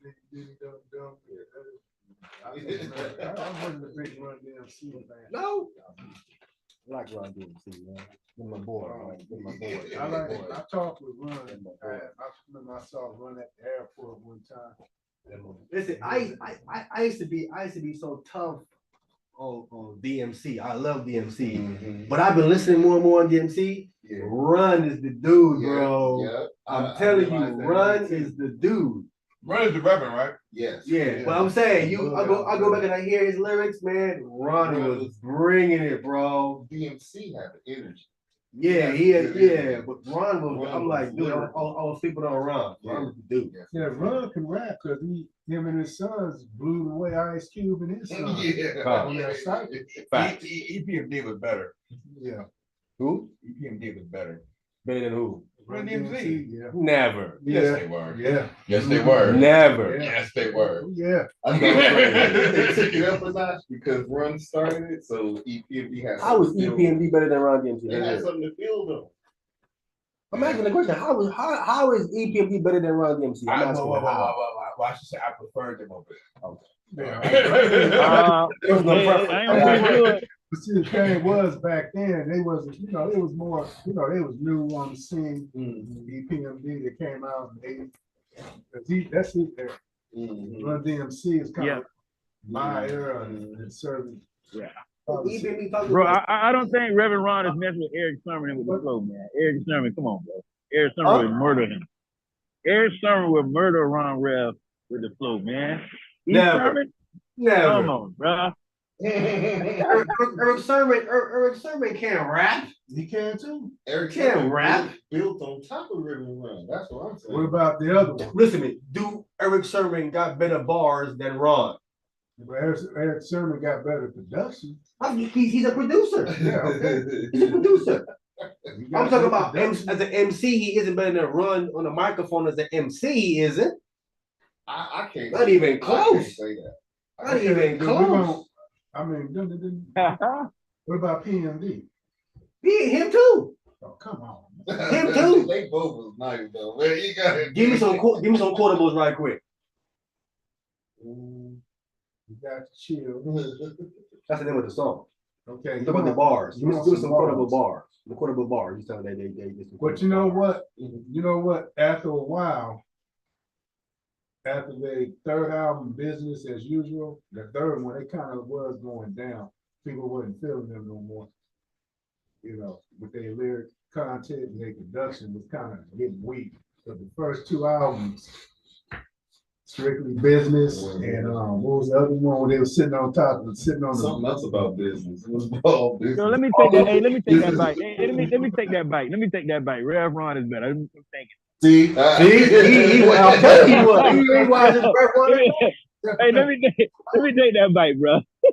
These first two albums were good, but then they started going I know what I'm trying to say. drilling down PMD was ran Run. Ron Whoa. had it, man. He with was the there. lyrics. But then what about Di's effects? Diggity up. I totally different. Ron DMC is a group, bro. Ron DMC is a group. Well, Run was tight though. I mean, Definitely. yeah, I was sleeping on Ron. Ron to go. I DMC go. was tight too, but I mean, DMC messed his voice up. Remember, he destroyed his voice. All that yelling was going on. He was doing. Let's get that in the book of Psalms 83 Psalm 83. and 6. Pull that up right quick. About to go ahead and show this thing here to these brothers. Where we going? Psalm 83. Psalm 83 and 6. Oh, I know what What's going on with Barack Zaki? Traveling all over the country. Songs, you said songs 3 and 6. 83 and 6. Come. songs. We're gonna start here Whatever. before we read this, right? We know in the time of Ezra and Nehemiah, right? Okay. All right. They sent away the woman and the child. Right or wrong? Yeah. Now, that means what? They weren't pure Israelites. If you sent away your baby's mama and the son that you have, Okay. right? Right. That means that the child cannot carry your name.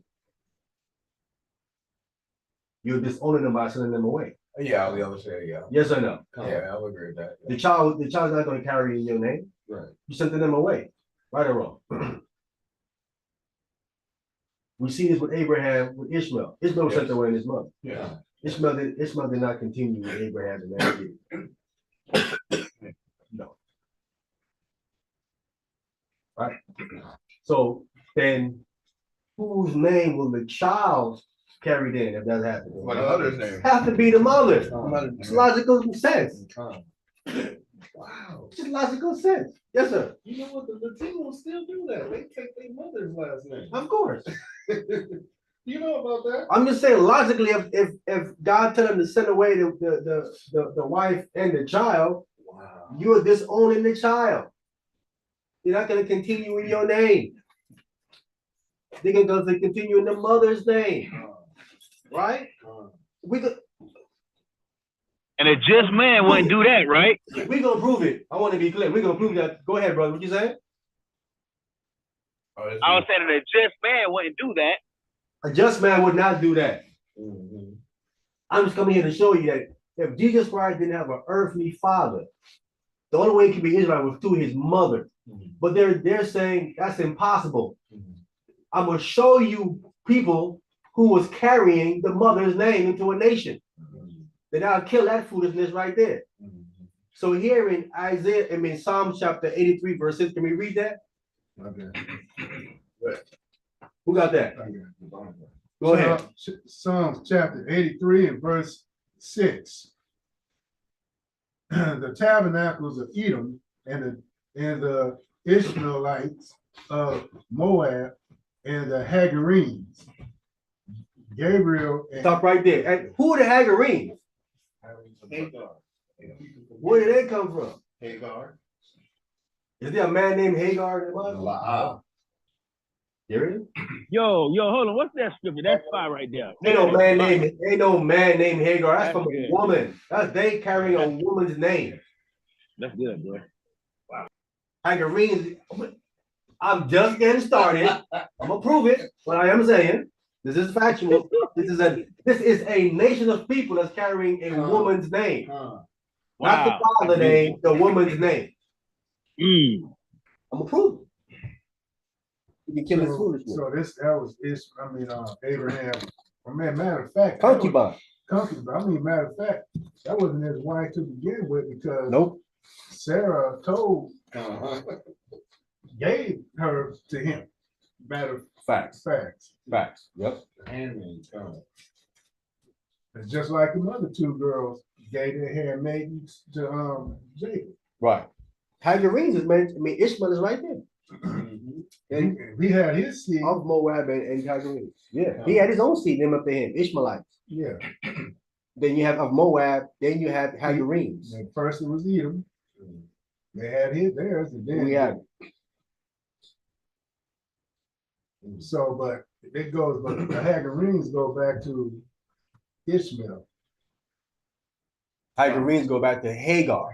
We gonna pull it up. We gonna pull it up so they can see. But then You know, say, are we making stuff? Y'all making it. Let's see, we making it up. But then he took on his mother's.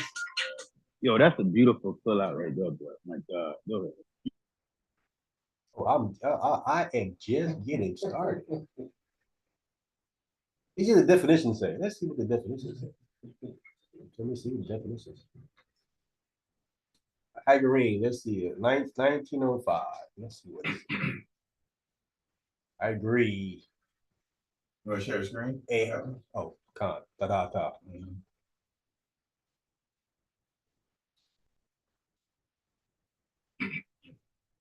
Hagri. Hagris. I hag. Patrionomatically from 1905, a Hagrite, or a member of a certain Arabian clan, Hagarine, Hagarite, Hagari. Clear. Where does it come from? Right? Gonna go back. Gonna get some text. Aha. Aha. Arabian, huh? Yeah. Okay. From Arabian. So we know it's an Arabian tribe. Okay. Can we get the book of First Chronicles? Yeah. First Chronicles chapter 5. Let me pull it up here.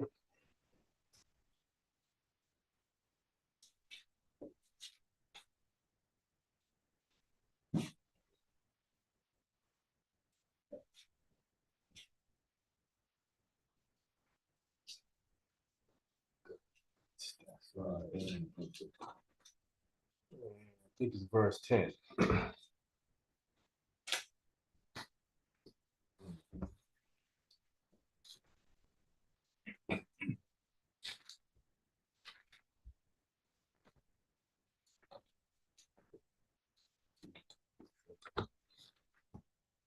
There we go. First Chronicles chapter 5. Can we read verse 10? Go ahead. First Chronicles chapter 5, verse 10. Sorry, my bad. Hold up. Yes, verse 10. Go ahead, my brother. Go ahead. And in the days of Saul, they made war with the Hagarites, who fell by their hands and did dwell in their tents throughout all the east land of Gilead. Let me share this. Hold up. In fact, when should I do it? Let's do it new. Let's do it new. Let me show you. It ain't just me.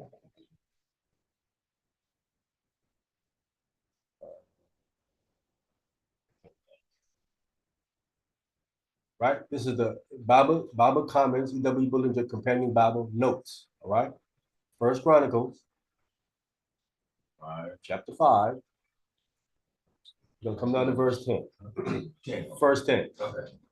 Hagarites, tracing their descent from who? Hagar. Let me highlight it. Through Ishmael.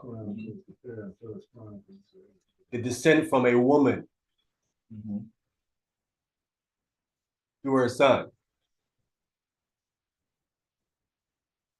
These descendants takes on the mother name. Well, I mean, what? Well, did Hagar have more than one? Hagar have more than one child? Obviously, has some children afterwards. Okay. Yeah, because I was like, So the Ishmaelite, that's a good question. He actually asked it what I was going to say. So how the Ishmaelites different than the Hagarim? Right. It says here, compare First Chronicles 5:19 and First Chronicles 1:31. Okay. We just read Psalms 86 and 3. Right. Right. Now we gotta jump down. Let's jump down where we at. Okay. First Chronicles chapter 5. We gotta read verse. What, 19? Yes, sir. Yeah.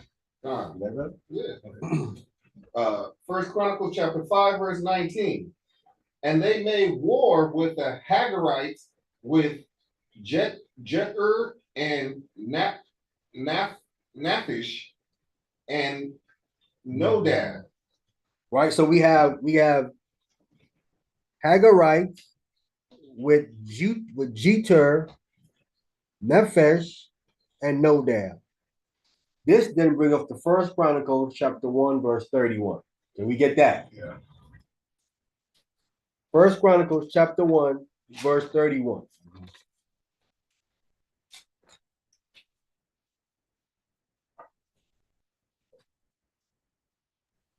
Hey, while he's pulling that, hey, I'm a young man. I just thought about something.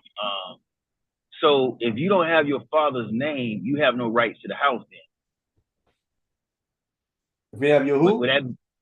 If you don't have your father's last name or your father's name, you have no right to his house. Facts. Inheritance. If he disowns, Yeah, an inheritance. Yeah. right. If he disowns, Wow. no. First, let's read First Chronicles chapter 1. Let's read verse 29 first. Okay, I got it. Go ahead. Read book of First Chronicles chapter 1, verse 29. It reads, "These are the generations, the first one of Ishmael, the Boeth, the Baoth, then Kedar and Adbil and Mibsam, right? Okay. What is that? These are who? These are Ishmaelites, right? Read verse 31. Verse 31. Jitar, Nepesh. Stop right there. Those are two that we read in First Chronicles chapter 5, verse 19, right? Right? Can someone else read First Chronicles chapter 5, verse 19 again? Or where we at in First Chronicles 1:31? Chapter 5, verse 19. Yes, sir. First Chronicles chapter 5, verse 19. Yes. And it reads, and they made war with the Hagarites. The Hagarite who descends from Hagar. Go ahead. With Jetur and Nephish. These two are descendants. They are Ishmaelites. We just read about it right here. Yes. Right? But listen, these two are different from the Hagarites. Okay. Are they not? Come. They made war with the Hagarites, right? And it says Jeter Mhm. and Nephesh, right? Mm-hmm. We don't see Nodab, but two of them are there. Come. These two, we trace these two people back to Ishmael descendants, Yes. Okay. Come. right? Come. But then you have a group of people called the Hagarites. Come. They don't trace back to Ishmael. Mm. Mm. Ishmael is just right there in chapter 1, verse 30, what the brother just read. Mhm. There is nobody in there named Hagar. The only way these Hagarites can come from is through Ishmael's mother. Con. Mhm. They have to either come through Ishmael line Mhm. Right. or his mother. Right. It has to be Hagarite. Right. Has to be. If it ain't the Ishmael line, it must be his mother. Right. Is he gonna show me a man that's named Hagar somewhere else? We waiting to see that. Right. And that's why it says to compare First Chronicles 5:19. Then it says with First Chronicles 1:31. That's why he's showing you. Then it says, then it goes to Psalms 83 and 6, where these are one of the nations that was coming against Israel. It's in Chronicles chapter 5, verse 19. We were warring against them way back then. And rightfully so. They got a birthright. It's simple. His mother can be mad about her being sent away from Abraham. Right. Come. Because listen, she can simply say, listen, my son Ishmael is Abraham's firstborn, but he sent her away. They wrong over there. But everyone gonna say, no. No. God told me, I didn't want to send Ishmael away. Come. God told me to do it. Told me to do. Come. Disobey God? Listen to you? Mhm. Oh, I'm crazy now, right? Your problem is really with God, not with me. I did what God said to do. He told me listen to my wife Sarah and to send them away. Right? The text says that. That's what we have. Right? Come. Yo, you know what? I got cousins and a couple of homeboys too. Who, I don't know how to say this, but like basically they dad didn't want to sign that birth certificate. So they got the last name of like my grandfather. You know what I mean? But they got a different daddy. You know what I mean? It's my aunt's kid. You feel me? So the dad didn't want to sign a birth certificate, so they got my granddad last name. But really, they daddy another last name. So it's funny, not funny. We talking about this, but so when their dad died, bro, they go to the funeral. They don't got the last name as the dad, but everybody knows it's his kids. But they can't get no inheritance, like the brother said. The family even look at them different. You understand what I'm saying? And it's crazy, bro. But a lot of people down here in the South, not a lot, but I know a couple people down here in the South that's in that situation, what we talking about right now. Because the dad didn't want to sign a birth certificate. Maybe, you know what I'm saying, it was like some side chick thing or whatever. But whatever reason, they didn't get the last name. They got the granddad's last, like the mom's dad last name. You feel me? But they're really not of that household, so to speak. That goes on today, right now. Then they name. You know how crazy it is? They would name their kids. So now when they have kids, they're gonna name their kids after their granddad, which the name should be after their dad. You with me? But it's not. So you can mess up whole generations like that, bro. Right. Yeah. We need to get one more in First Chronicles chapter 27, verse 30 and 31. 27. First Chronicles chapter 27, verse 30 and 31. I'm just showing you that it's possible that if a man have an earthly father, he would then take the name going under his mother. Right? Oh, you proved that, brother. That man, ain't no more to say about that. So it's possible that Christ can have an earthly father, but still be a Judite because his mother is a Judite. Clearly. Yeah, Levite. And a Levite, Where they get Judite. Levite from? Because of lies. It was a foolishness. They don't make no. I don't know where they get that foolishness from. Oh, they believe because she's related to Elizabeth. She's a Levite. They're elite, and she's a Levite. To lie. But then that would be, well, see, the thing is, that would be, they related to marriage somehow. Right. We got that in First Chronicles chapter 27, verse 30 and 31.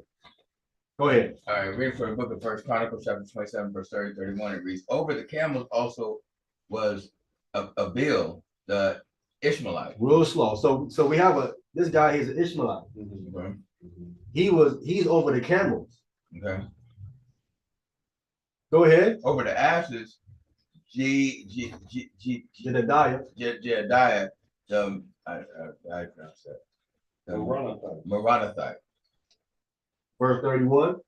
And verse 31. And over the flocks was Jeziz, the Hagarite. Wait a minute. Come on now. Oh, is he a Hagarite? And over the flowers was Jaziz, a Hagarite. Go ahead. Mhm. All these are the rulers of the substance which was King David. Over King David has employed a man that is an Ishmaelite and a man that is a Hagarite. Right.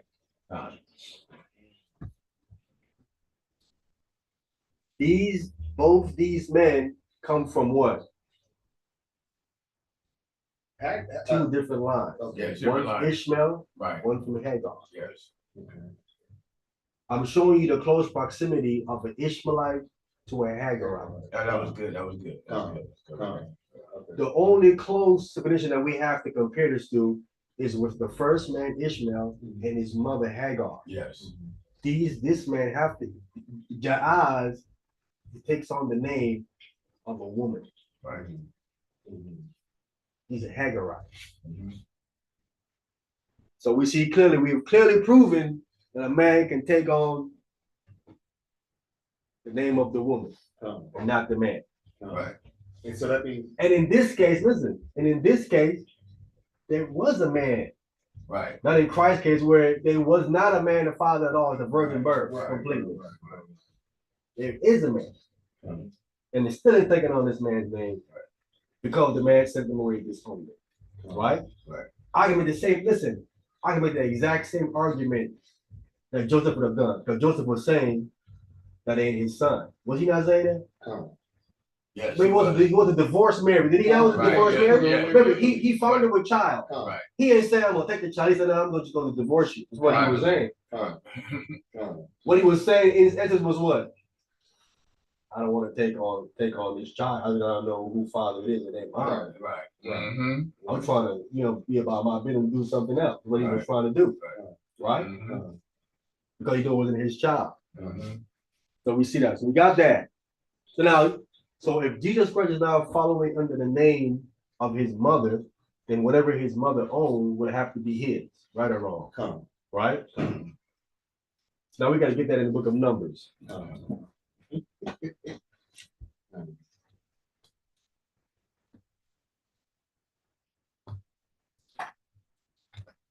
Numbers 27. Starting at verse 1. About to pull that up. You know what's so crazy as well, man? This also go back to I was always thinking, which is kind of crazy, is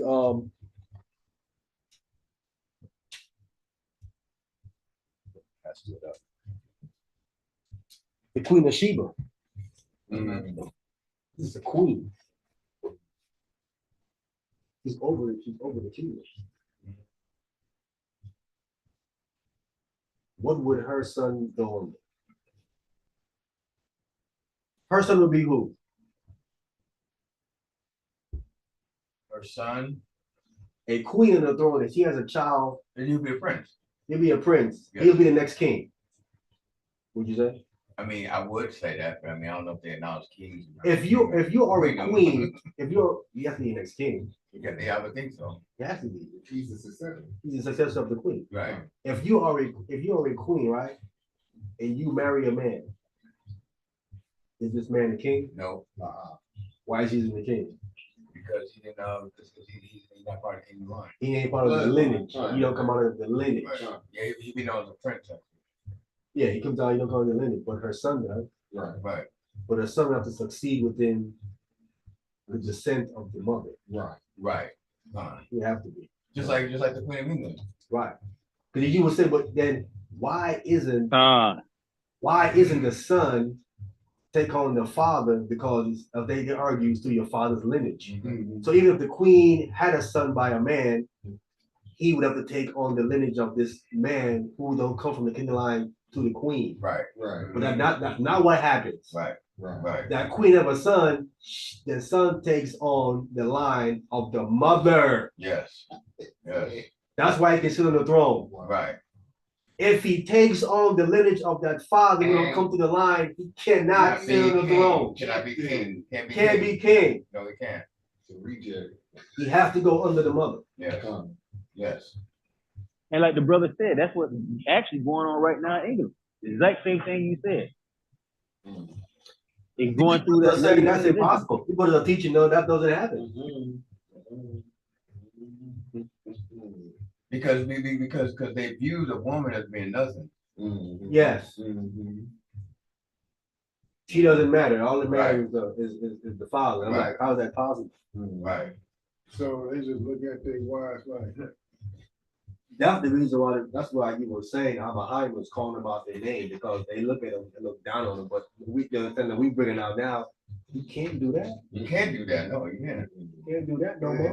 don't you realize when a woman gives birth, how much pain and all that, she's giving up her life to bring that child forth And chromosomes. and chromosomes for you. Right. You know, but then you want us to sit there, you know, well, I can imagine how he was calling his wife out of her name when she was bringing him that child. Come on, you beat. Come on, you kid. Oh, can you? I feel sorry for the woman that's messing with that man, bro. Calling you might as well stay in the world. People in the world is calling you out your name. You tell me you come into the supposed to be Right. coming to the truth, Right. the home of the truth. Right. You still being called what you was called out there in the world. Right. Even worse. Even worse. Listen, in the world, you can at least make an argument and say, "Yo, I'm dealing with one man. You ain't having me and the other one. You have to lie to me and go behind my back to do it. But you don't do it in front of my face. Right. Right. You ain't gonna do it in front of my face. You have all these women in front of my face. Right. And they call me out my name too. Right. Is she better off in the world? Am I right or wrong? Yeah, I mean, when it comes to that point, yeah, definitely, yeah, for sure. Abuse. And neglect. And neglect. And neglected. Yes, anyway, yeah. She would be neglected to some point. Ain't no Yeah. man dealing with no 12 women. Stop it. You neglecting some of them. Yeah, right. He can probably just take and convert it and handle three. But I was there. I know a guy that had 2 women. He only had 2. And he neglected one of them. Think of 12. He was always with one of them. Every time you saw him, he was with that one wife. The other woman. Who was that? The brother Asa? Yeah. I work with the other wife he was with. I ain't seen him yet. Always with the other. He pulls up, the other one that was always there. Because she was more business minded. Because I don't know, it's one thing. I think it was I because know they she had was a dark skin.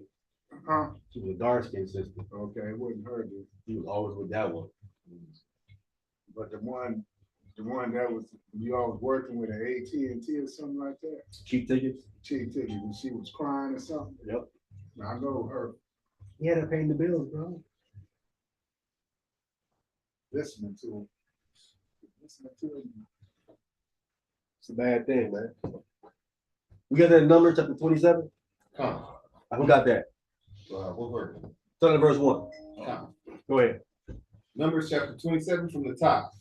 Then came the daughter of Zephalahad, the son of Hepher, the son of Gilead, the son of Machir, the son of Manasseh, of the families of Manasseh, the son of Joseph, and these are the names of his daughters: Mala, Noah, and Hagla. The Milcah, and Tirzah. Right? So we see that, so we got the man here, and they named this man daughter. Obviously, this man here ain't got no sons. Because you ain't gonna name the daughter before the son. Right? Go ahead. Verse 2. And they stood before Moses and before Eleazar the priest and before the princes and all the congregation by the door of the tabernacle of the congregation, saying, I want to stop right there. What's so crazy that I'm still looking into is Manasseh. Because we read that Ephraim's name is fruitful. Right. But when you look at the map, in the tribes, Manasseh had more land than Ephraim did. He actually split in two. Right? There's the half tribe of Manasseh. One was on the east side, one was on the west side. They were huge. Yeah. They was actually, it looked like they was actually bigger than Ephraim. Land-wise. Okay. They're on both sides Okay. Right. of the Jordan. Yeah. You know what I'm saying? And I'm like, how is Manasseh bigger than, I thought Ephraim is supposed to be the fruitful. And Manasseh is made to submit. And it's made the There's a lot of mystery. There's mystery with them too. A lot of mystery with them too. What's crazy, what's so crazy in Revelation, Ephraim is the place It's with Joseph. of Joseph, but Manasseh is still there. Right. I mean, but Joseph is Ephraim because Joseph didn't have any other children, right? But so is Manasseh. I know, but no, but I know, but I'm saying, why would it? Yeah, I know. If you replace Ephraim, you should also replace Manasseh. If you say Joseph, that would cover Ephraim and Manasseh, wouldn't it? Yes, it would. It should, but it doesn't. Because Manasseh is mentioned too, along with Joseph, but not Ephraim. But isn't that how we get 13? Huh? Isn't that how we get 13? Which means that's how you get 12. Okay. Because remember, Levi is now Right. joined to the Most High, Okay. right? Okay. He's not counted among Right. That's how you still get 12. Right. But Joseph, saying Joseph would include Ephraim, right? Of course. Okay. But it should also include Manasseh. I got you. That's another mystery again. Right, it is mystery, yeah. Another mystery again. Okay. I mean, that's specific to the $144. I want to be clear. It's $144. Right. I think in the land separation of Ezekiel, I think it's different. Okay. All right. All right. So, saying, go ahead. Verse 3. Verse 3. Our fathers died in the wilderness, and he was not in the company of them that gathered themselves together against the Lord in the company of Korah, but died in his own sin and had no sons. Clear. Go ahead. Verse 4. Why should the names of our fathers be done away from amongst his family? Because he hath no sons. Give unto us, therefore, a possession among the brethren of our father. Stop. Right here. These women are saying, why should it that our father's name should be put out because he had no son? What they're saying is that our father's name can continue through who? Us, Through the women. women come. But they're saying it's impossible. The woman can't carry the name. It has to be through the man. The man can't, the woman cannot carry. They're saying right here, we're going to carry our father's name. How can they do that? Wow. If what these brothers teach is correct, whoever sleeps with these women should continue in that man's name. Yes or no? Yes. That would automatically eliminate their father's name then. Right? How can they continue their father's name then? If what these brothers teaching is true, that you continue in the name of the male. But they have to marry back in the tribe. Even if they do so, the question is, right, they're trying to continue their father's Right, yeah, I name. got you. You see what I'm saying? It says, why should the name of our father be done away with from among his family? Yeah. Is what they're saying. Because he had what? No sons. It's about carrying their father's name. Even if they marry in the tribe, their father's name still is going to continue whatever that man's name is. They're trying to make a petition to continue their father's name. The only way that can happen is that if whatever man they sleep with, that child continues in the father's name. Has to be. Right? This is why Jesus Christ continued in Mary's father's name. Mary's father is from the house of David. David, That's why the text says he was of the house of David. And they say, well, it can't be the woman, it is to her father. Her father from the house of David. Right. His father's not the kingly line. Huh? His father's not her. I mean, his father. I mean, talking about Joseph. Joseph's not for the kingly line. Her husband isn't, Right. but her father is. Yes, Right. her father is definitely. Right. Her father is definitely. Her father Joseph is. I'm gonna continue. Yes. Yes. And her son Christ gonna continue in her father's name, which makes him of the house of David. Come. Yes. Right? Yeah. What the verse is talking about, right? Yeah. All right, go ahead. Verse Verse 5. 5. And Moses brought their case before the Cause. Lord, cause before the Lord. Mhm. Verse 6. And the Lord spake unto Moses, saying, the daughter of Zephaniah spake right. Zelophehad. Zelophehad spake right. Who said they speak right? The daughters. Who said they speak right? The Lord. The Lord Oh, said, Lord. the Most High. Spoken by this thing. The Lord is saying what these women are saying is correct. Okay. Yes. Oh, wow. Uh-oh. Uh-oh. We got a big uh-oh right here. A big uh-oh. The Lord said is Hey, there. that's a big old, huh? Listen, they don't understand what these women are trying to bring to the congregation. They're arguing for their father's name to be preserved. Mhm. The only way that can happen is that their children continue in their father's name and not in the man that got them pregnant. Come. And God says what they're saying is correct.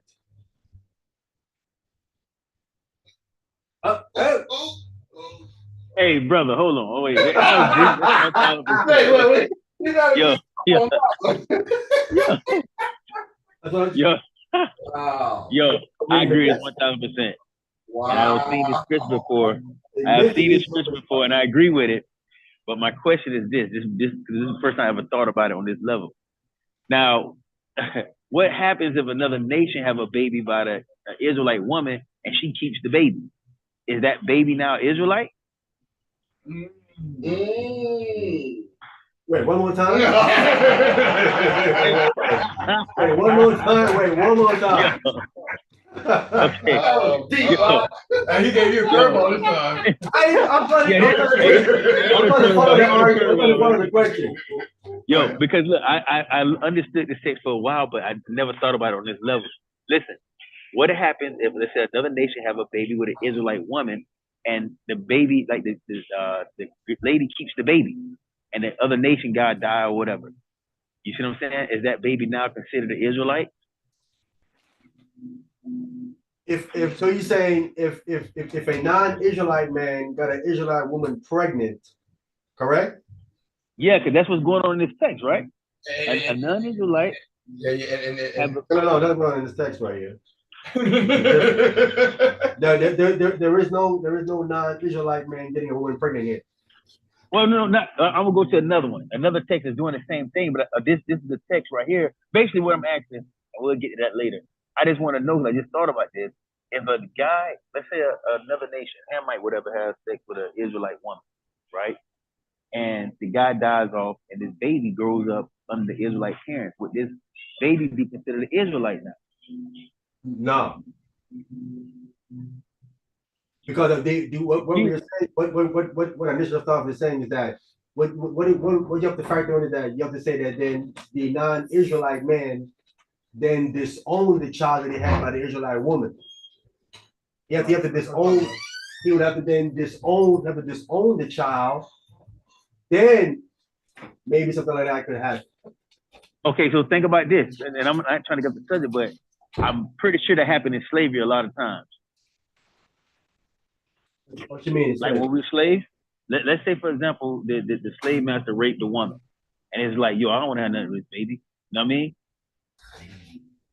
I disown this baby. Would that be a case like that? If the slave master slept with the black woman and then he disowned the child, correct? Yeah. Will the child continue with the mother, you saying? Yes. Yeah. Of course, yeah. It'll have to continue with the mother. Right. Yeah, yeah. it's continue with the mother. That's Okay. Well, hey, you might be about to open up Pandora's box with this lesson, brother. It's a good lesson. Go ahead. I'm about to. Yeah, I'm about to. I'm about to open that company. It's good. Open it, close. Then open back up. Over there. Open that company. Now, here's the Go ahead. This is beautiful. here's the problem with the flip side about the Gentile, right? Okay.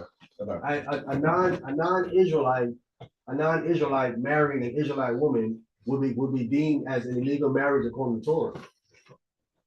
It would be illegal.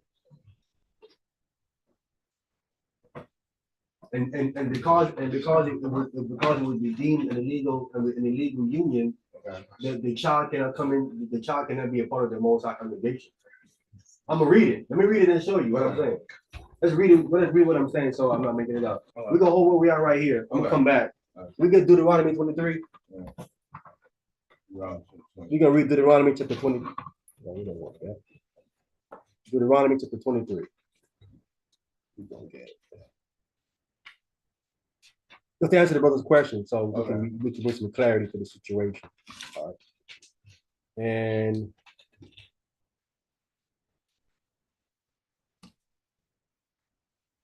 we start at verse 1. Start at verse 1. 23. Yeah. Deuteronomy chapter 23, verse. Let's start at the top. Okay, come. Deuteronomy chapter 23 from the top. He that is wounded in the stones or have his privy member cut off shall not enter into the congregation of the Lord. Stop. Okay. This goes directly to, brothers, the ones like advocate for outsiders coming in. They go to Isaiah 56 where it says, and the eunuch that takes one of my covenants shall be part of me. And I'm like, if it's a eunuch that has his stuff cut off or wounded, a virgin, the Lord said he can't come to the congregation. Right. So those eunuchs that you read about in Isaiah 56 that they claiming is like outsiders and stuff, I'm like, if they're outsiders, they can't even come in. Now, if they're Israelites, they're already in though. Right or wrong? Come. It said they can't, it says, shall not enter in the congregation of the Lord. So if those eunuchs that's in Isaiah 56 and they're claiming to be outsiders, this verse would eliminate them. He says if you wounded in the stones or if your privy member cut off, a eunuch either you're wounded there or you got it sliced off. Unless they're saying they're born eunuchs. Right, born eunuchs, right. I was born eunuchs. I would think that, yeah. That's when arguments gets fuzzy because now to prove that they were born eunuchs. Yeah, so you have non-Israelites who were born eunuchs. I mean, well, I mean, I know they're born eunuchs, but what is the person that make themselves a eunuch with that? That's different, right? That's what I was going to say. The argument, right? Right. But if you're going to do that, then you're dedicating yourself to the Most High God. Right. You would, yeah, definitely. Come. Yes, you could have maximum. But when you born a eunuch, that's not necessarily you're not doing that, right? That's different. Come. Those are the three different units. Gotcha. One that are made unit by men, right? Born, but then you decide, right? Or in other words, you do when you say, "I'm not doing women no more." Right. I'm focusing on just the most. What Most High, yes. Or you can even say, "I'm not doing women no more," and focusing with nobody. No women just living just a regular life without giving women. You can be considered a unit without necessarily have to say, "I'm locking into the Lord," but just that you're not dealing with women no more. Right. You'll be under the heading of a unit. But it's more so closer to say if you would do that, there has to be a good reason why you say you would leave women. And we can sense that I'm trading the woman for my worship of a deity.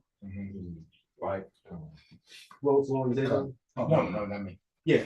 So I'm just saying, that's for that. This argument is interesting with this verse right here, with Isaiah 56. Okay. With outsiders being those units, right? Okay. Verse 2 is what I want though. Come. Verse 2.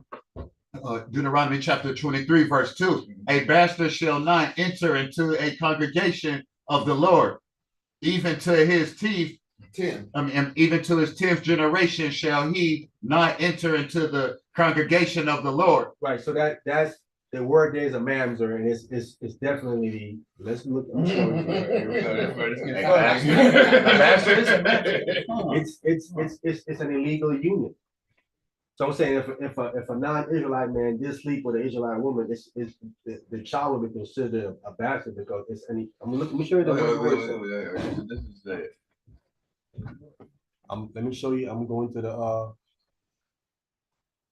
the Greek, not the Greek. I mean, I'm going to the. I could do it from here.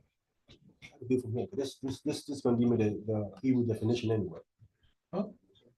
This is the definition anyway. We'll see what it says for what a bastard is. All right. So did Moses Oh, I'm tripping now.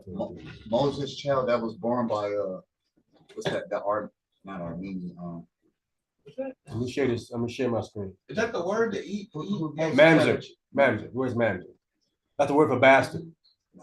Moses had a child by another woman. Mamzer. That wasn't now. Is that how you spell the X? Remember his sister was trying to leave and she was was that not a Armenian. That ain't how you spell it. Oh, okay. Because it's two mamzer. Oh, okay. I'm wondering did they make their own tribe? So it says right here from an unused root meaning alienate, a mongrel. Listen, example. Okay. Born of a Jewish father and a heathen mother. Okay. Ooh. Okay. That's the scenario he brought up just now, right? Right. It was a Jewish father and a heathen mother, right? The flip is a heathen father and a Jewish and mother. a Jewish mother. Right. This is same. This is same. It'll be the same thing in reverse. It was same thing in reverse. It was same thing in reverse. Yeah. Let me look at it. I'll show you. Okay. So you don't think I'm making it up. A bastard, a child of incest, illegitimate child. Bastard mixed. Mixed population. Born of a Jewish father and a heathen mother, or vice versa. Or vice versa. Whoa. So I want to be sure, be clear. So, but is that the stem? Is that what it says? Is A, B, and C? Is that the stem, or this is the Greek Strongs. Okay, but I mean, when those are just different definitions it could be, right? Yes. Okay, gotcha. Yes. So could it actually be considered like the first A, like 1A? Like would it possibly just be the part that just it could. It'll cover that too. Okay. It'll cover that's the reason why in Israel time they told him to send away the woman and the child. Because it's an Israelite man marrying a non-Israelite woman and they had a child. But the Lord said send away the non-Israelite woman and the child. So then that's what the verse, the last part of the definition says, or vice versa. Okay. If it's a heathen man asleep with an Israelite woman, it would still be considered a mamzer, a mixed. You know what I'm saying? Yeah, but most people that like, let's say like, you know, like let's say what's called that's called Sakari. They look at this and they're just like consider like that bastard, that mamzer just being like the first 1A definition for that word, right? They would have to because this would eliminate the Hebrew. Right. Yeah. But remember, if he goes 1A, that still fits him because remember he's saying his father's an Israelite, his mother's a heathen. So that makes him a man. Well, definition. I mean, they're not gonna go with that difference. How could they not? But I'm saying this is what it said. Chop from the top, huh? He can't get around it. Listen, he said it's an illegal union. I mean, but if you just go from the Strong's definition, it's actually saying what it's saying. Like just the Strong. That's what I'm saying.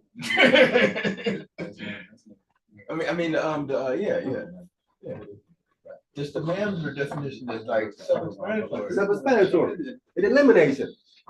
I just want to answer. I want to answer the brother had a question about if a non-Israelite man was married an Israelite woman, they would be considered a marriage. He can't commit the glorification according to Deuteronomy 23:2. Right? Right. Okay. Let's answer the question. Let's answer the brother question. As I'm saying, the dynamics gets real tricky. That's why you have to look. That's why I look at things on both sides. Gotcha. Yeah. You can turn it around and see how does it look on this way, how does it look upside, how does it look this way. Yeah, you gotta look at things all angles. You look at it all angles. Got you. Because if what I'm saying is works one way, he's asking, does it work the other way? Right. Yes, sir. Yeah, that makes sense. So I asked about something about Moses' kid. What was Moses' sister saying to Moses after? Oh, I'm doing a class on that. married, Listen, that's what I'm preparing right now. I'm doing a class on that to say that Moses had two wives. Because they argued Moses had two wives. He had a woman, he had Zipporah, who was a Midianite, and then they had a woman, a Cushite woman that they're calling Ethiopian that he married. So they claim that how Moses had two wives. So right now I'm doing a class. Actually, what I have is showing you that the exact same woman. We only have one wife. The exact same woman? The Ethiopian. I gotta prove it. Yeah, you do. Stay tuned. I'm I'ma prove it. I'ma prove it. As a matter of fact, come on back next topic. I'ma prove he had one wife. Stop it. You heard it here first. We're gonna kill that noise immediately. Cause they love to use that. Even the lawgiver had two wives. They love to say that, boy. Yeah. And I'm using the Bible. Ha ha. Wow, nice. KJV. Yes, sir. That's a big one though. That was a rough one to try to like pull out of there. Trust me, it wasn't easy. Ooh, it wasn't easy to pull it that one. Okay. You are you going to the Joshua night? Or no? I am, but I don't have to. Okay, good. Okay. But I will, just to show them another side, just in case. But I really want to stick to the Bible, so they can't, I love it. so they can't even argue it. Okay, good. No, I'm gonna come right out of the Torah, so they can shut that down. Okay, cool. That works. Yeah. That works. Out of the Torah, kill that noise. Hey, them brothers might as well get ready to throw away their whole Bible then. They want to hold on to the same Bible. They not do that. They just read it, like learn it better. That's what it is. God, wait, man, that's good stuff in there. Read it right. That's like throwing the baby out the bathwater. Yo. You don't need to do that. That'd be like breaking the commandments. Right, this is one of the reasons. Man, I wonder how the sisters feel that's in those congregations when they hear lessons like this and they're that second and third wife. I know it got to cut them, bro. I know I got to cut them, sisters. I mean, hopefully they hear it. That's the thing. They got. Hopefully they hear it. So. They definitely need to hear it. They definitely need to hear it, man. Yeah, that's sad that the brothers have to be able to like use women like that, man. That's very sad. That's very sad to say. We need to go back to Numbers 27. It is sad. This is why I do this class, is hopefully the women can hear it. Yeah. Because listen, these women are in an adulterous relationship. Right. They need to come out of it. Because listen, for one, it's making them unclean. Right, and that's why these women have a lot of problems, because unclean spirits. Yeah, it's attached to them. And that's why some of them flip out in these multiple marriages and stuff like that. We Numbers chapter what? Numbers chapter 27. Okay. Oh yeah, we back here. Oh my hair. That stuff make women bipolar and all of that stuff, bro. Listen, they are so selfish, man. That's selfish, bro. Oh, you talking about they having more than one wife? Yeah, that's selfish. Yeah. Listen, not even the most high have more than one wife. Right. You would think he would be the first one. Right. They gonna say he got two. Where? Well, the split table. You cut your wife in half? Gone. You know they're gonna say that. They gonna say two. Okay, well, what you gonna put it together? What did you have then? We'll talk about that when we get there. Dumb. I got you. I'm with dumb. you. I'm with you. That is Dumb. stupid. That is dumb. What about the 100 wives? When it was split with Judah and Israel, he said he had two wives. Yeah, with Judah and one Israel. What they said. We might as well say it with Joseph then. Hey, that's them saying I'm saying that was dumb. Because the split. I mean, it's two. It's two. That's like Judah and Israel. I'm not. My question is that, are they both Israelites? right. They're both Israelites. I mean, how's it two wives then? Right. Kill an argument right there. With that, no. The argument dies right there. I heard him say two wives have to be two different nations. That's just like splitting the baby in half, like with that's what I'm saying. Right. I said, dude, if you want two wives, take your wife and cut her in half. Solomon. Now you have two. Mhm. Because Well, your argument that's that how. it was split. Believe it or not, what that boy name is, Dow, he actually the Most High and had two wives because the nation was split in half. That's what he believed. Oh, Pastor Dow said, I thought Dow, I guess you said that. Yeah, but that's a lie. That's all. Yeah. No. So before it was split, he only had one. Come. Then it was split, he had two. When it come together again, he's back to one. Come. How dumb is that, man? You just took me on. We went from one to two, two back to one. But this time we turn back to one, it's permanent this time. There ain't no more two. So we can all agree that ultimately he ended up with one. Right. You know what one is. Still kills his argument. Dumb, I don't know. Yes, right. Numbers 27. We left off at verse 7? yes, sir. Okay. When we do 7 over again? So that's 6. Come. Yeah, that's what we were. Numbers chapter 27, verse 6. Mm-hmm. And the Lord spake unto Moses, saying, the daughters of Zelophehad spake right. Mm-hmm. Thou shalt surely give them a possession of an inheritance among their father's brethren, and thou shalt cause the inheritance of their father to pass unto them. Right. So they come here now and they say, brother, see, you're missing it. This is talking about land. They say this is talking about land. See, it says it right here, inheritance. This is talking about inheritance. This is talking about land possessions among her father's brethren. This isn't talking about what you're saying. I said, but did they not make the argument they were trying to preserve their father's name? Okay. They're gonna say yes. Okay. Preserving your father's name is supposed to be also preserving your father's inheritance. Yes or no? Yes. Because a name is attached to some type of inheritance. Yes. Does it not? Yeah. So I still ain't missing the argument. I'm still No. correct. I mean, the king of the line would be part of the inheritance too as well. Right, but they're saying that it isn't what I'm saying it is. It's about land. It's about land alone, the mentioned land. I got where you're coming from. I got But that's what you call misdirection. Come. They're trying to take you off the original argument was about their father's name. And then sometimes that might come with a will or blessings too.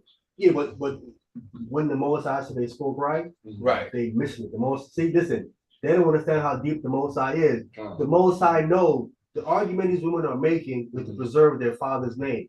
The Most High know for that to happen, they need what? Not to marry into. They need what? To preserve their father's name, they need what? Not to marry into another. Husbands and to keep their name? They need land. Okay. Right or wrong? Right. Yeah. Israelite name has been preserved in part because of the what? The land. It's called the land of Israel. The land, it's still there. Yeah. As long as the land stands there, it's a testimony to what? Person. Yes. It goes back to a person. Abraham. The land is a testimony, it's proof, not Abraham, Israel. It goes back to the nation. Jacob's name. As long as the land is present. The first thing the Lord says to do what? Is to give them inheritance among their brethren. The Lord is saying for that to happen, you sisters need land. What's been here before us? The land has been here before us. We came out of the land, right? Or from the dust of the ground. The first thing you need is some land, sister, to preserve that name. And they claim I'm missing it. No, you missing it. The Most High is deep. The Most High, and I'm reading, I'm like, dude. Duh. Yes, sir. And that also preserves the conversation that comes about how is Shai not coming? It sets it back up. Yes, sir. And it also in the land, because a woman get married, go under somebody else's household, take somebody else's last name, birthday kids. So she got her own land, she's still on, Right. it's all accord. Right. With her own land, I mean, she has say so. Come. You have no say so, you have no land. Where you gonna go? Jail. If you go on someone else's land, that makes you what? Trespasser, yeah. What else? Let's say you on there legally. A visitor. A welcomer. What else? Who also works on other people's land?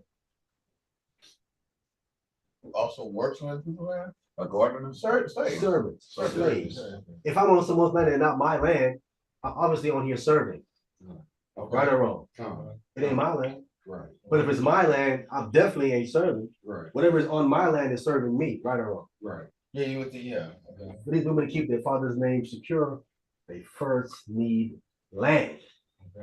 Because if they're on land of another man, then the man has all the power. Right or wrong. Right. Listen, remember I told you all we went through the situation last time when I went through the Israel Hill, where I said where the man had to go buy his wife at the auction. Right, yeah. Because the children of her wife's master belong to the master. Because she's on his land. She's property. That's why they need land. Right, they need land, yeah. You have to have it first to preserve your father's name. This is what it's going back to. All right? Let's continue. Verse 8. Verse 8. Numbers chapter 27, verse 8. And thou shalt speak unto the children of Israel, saying, if a man die and have no sons, then ye shall cause his inheritance to pass unto his daughters. That's from the Most High himself. That means whatever the father had is going to go to the daughters. Yes. Right? Yes. So if the father was a king and he only had daughters, that throne path to who? The daughters. The daughters. Period. Yes. So we've proven that since Mary's father had no sons, the inheritance went to her. I'm gonna prove it. They're gonna say, you have to now prove whether that Mary's father had no sons. Yeah.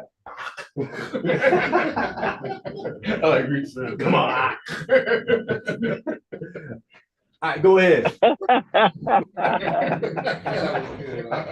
Verse 9. And if he have no daughters, then ye shall give his inheritance unto his brethren. Now, the man have no daughters, Okay. he have no sons or daughters. Right. Then it goes off into his what? Brother. His brothers. Right. Then they come next. All right. Okay. Go ahead. Verse 10. And if ye have no brethren, then ye shall give his inheritance unto his father's brethren. Father's brethren. All right. Right. That's the next one in line. Mm-hmm. Go ahead. And if his father have no brethren, then ye shall give his inheritance unto his kinsman that is next to him of his family, and he shall possess it, and it shall be unto the children of Israel a statute of judgment, as the Lord commanded Moses. There you have it. Okay. Now it becomes a statute within the nation of Israel, but it's a statute of judgment. This is one of the judgments of the Most High God, how this plays out. Okay, so now we're gonna intertwine this scenario here, the judgment of God, intertwine it into Mary. All right, we got to come down to the book of Numbers. We got the Numbers again. Okay, numbers again. Okay. Numbers 36, Okay. verse 6. Numbers 36. Number 36? Numbers 36, the last chapter. Oh, that's okay. We're gonna start at verse 6 and we're gonna read all the way down. Let me pull it up here so they can see it. Oh, I'm already in there. 36.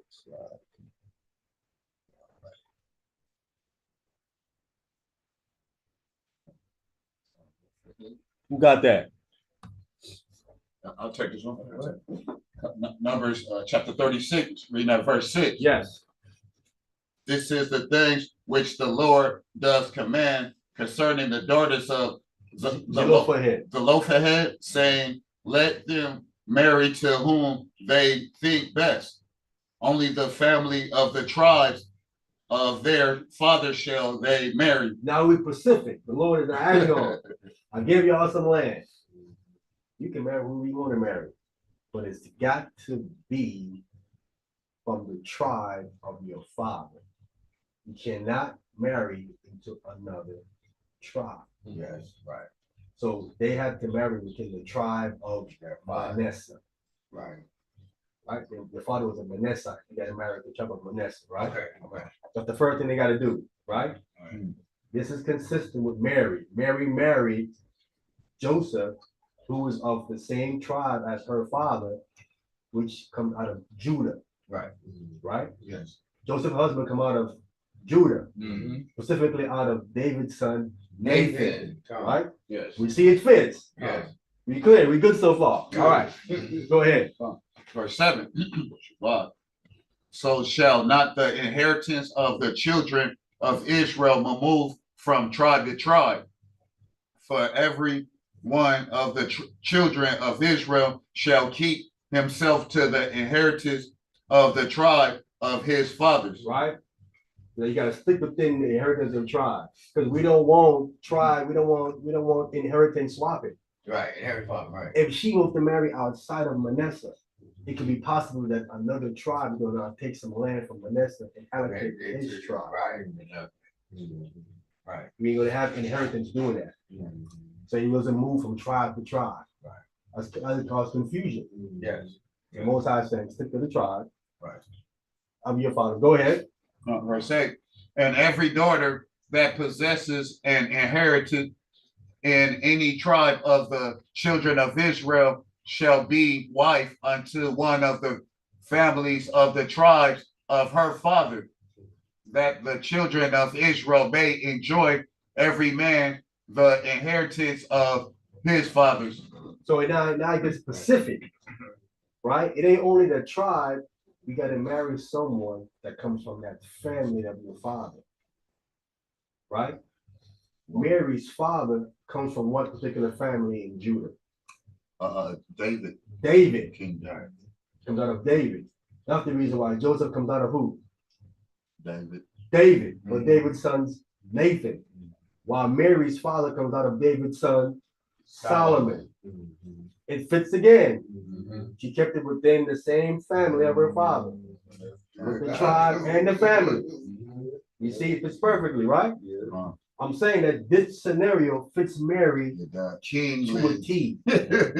Kingly To a T. prince. All right? Go ahead. Verse 9. Neither shall the inheritance remove from one tribe to another tribe, but every one of the tribes of the children of Israel shall keep himself to his own inheritance. Go ahead. Verse 10. Even as the Lord commanded Moses, so did the daughters of Zelophehad. So we see that these women did exactly as the Lord commanded Moses. And we see that they did the exact same thing that Mary did. Right? Mary knew that her father didn't have no son. She said, I have to marry someone that's have to be within, first of all, the tribe of Judah. Second of all, from my father's house, which is David. Right? And that's exactly what she did. Yes or no? Yep. This is another reason why the angel told Joseph, fear not to take unto you Mary, your wife. Because the law says this is what has to happen. She has to marry someone within her father's house. That's you. Wow. Right. So the angel understands the play. Everybody is understanding the play. Here comes Israelites that don't get it. Fuck off, stupid. Brothers, I'm not grateful. I'm grateful. But it was certain stuff they probably wasn't supposed to get. Yeah, but see, Even for the good, probably. For the longer, like probably Pharisees and the Sadducees, though. no, they all understood this stuff right here. They all understood this stuff right here. These brothers don't understand this stuff. The last verse? Come, verse 10. Verse 11. Verse 11. So I can. For Malah, Tarzah, and Hogla, Mhm. and Macau, and Noah, the daughters of Zelophehad, were married unto their father's brother's son. But unto their father's brother's son. Okay? Father's brother's son. Father's brother's son. All right? That's their what? I think second cousin or something like that? Second or first cousin? Something like that. Yeah. Something like that. All right. So we got that. Mhm. So we clear. I think we are proving that you can do that. You can carry in your finger. So since these women took on the inheritance of their father, the only thing that's left in the king of that inheritance is what? The throne. Which is up to pass to who? To marry. And then will pass to who? Right. Mashiach Yahushua. Right. That's how he sits on David's throne. Right. And the buck stops there, right? Right. Because he had no children. Last king. Right. That's it. Yeah, that's it. He had no children. Right. So there's no one to say, well, wait a minute, I consider them. No. No. The buck stops right there. Right. So when he comes back, he can sit on the throne, right? Because remember, he had no children. If he had children, then it would be a problem. Right. Right. What about his brother that had the everything like handed to him? Whose brother? James. Or Judas? What about them? He had the firstborn. Right. Just go to the firstborn. Yes. The firstborn of Mary. Wait. It's Yeah, right. I think he's talking about the throne. The throne didn't go to James. No, yeah, I know that. I With- know. with No, but I'm saying, It's but just the church. James, we don't know if James had the same mother as Christ. We don't know. But even if he did, he says Christ is the firstborn of Mary. So if he's going to go to him legitimately, he's got to go to him. Right? I'm thinking like if she married or they married the father's brother kids, nothing could be, since it's being handed over through the brother, nothing can be handed to him. But nothing will be handed to the brothers because once these women here married, she said they married into her father's brother's son, right? What happened to the son? Who name these sons gonna carry? Is gonna carry it? Same name. They're gonna carry these women's father's name. Right. Right, because whatever her father passed on to these women, she gonna pass on to who? Her son. To her son, preserving the inheritance of her father. Yes. Right. What's happening here is that it is what you call a slight deviation. Right? You have male, stop. Women, back to male again. You have a slight deviation right here. And you still carry, and they still carry the family name at the same time. Still carry the family name of these women's father. Right. The deviation is right into. Yeah. Right? I didn't understand that at first. Yes. Listen, and this is why the text calls Jesus Christ what? Call him a Sama, a branch. Sema. Call him a Sema. She didn't know what a Sema is, that's why.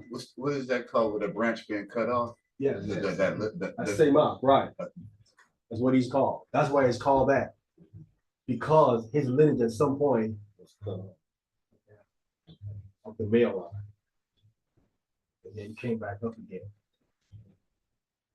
That's next. That's the next. The same out, but it's next. Next. Okay. A next. We need to get St. John chapter.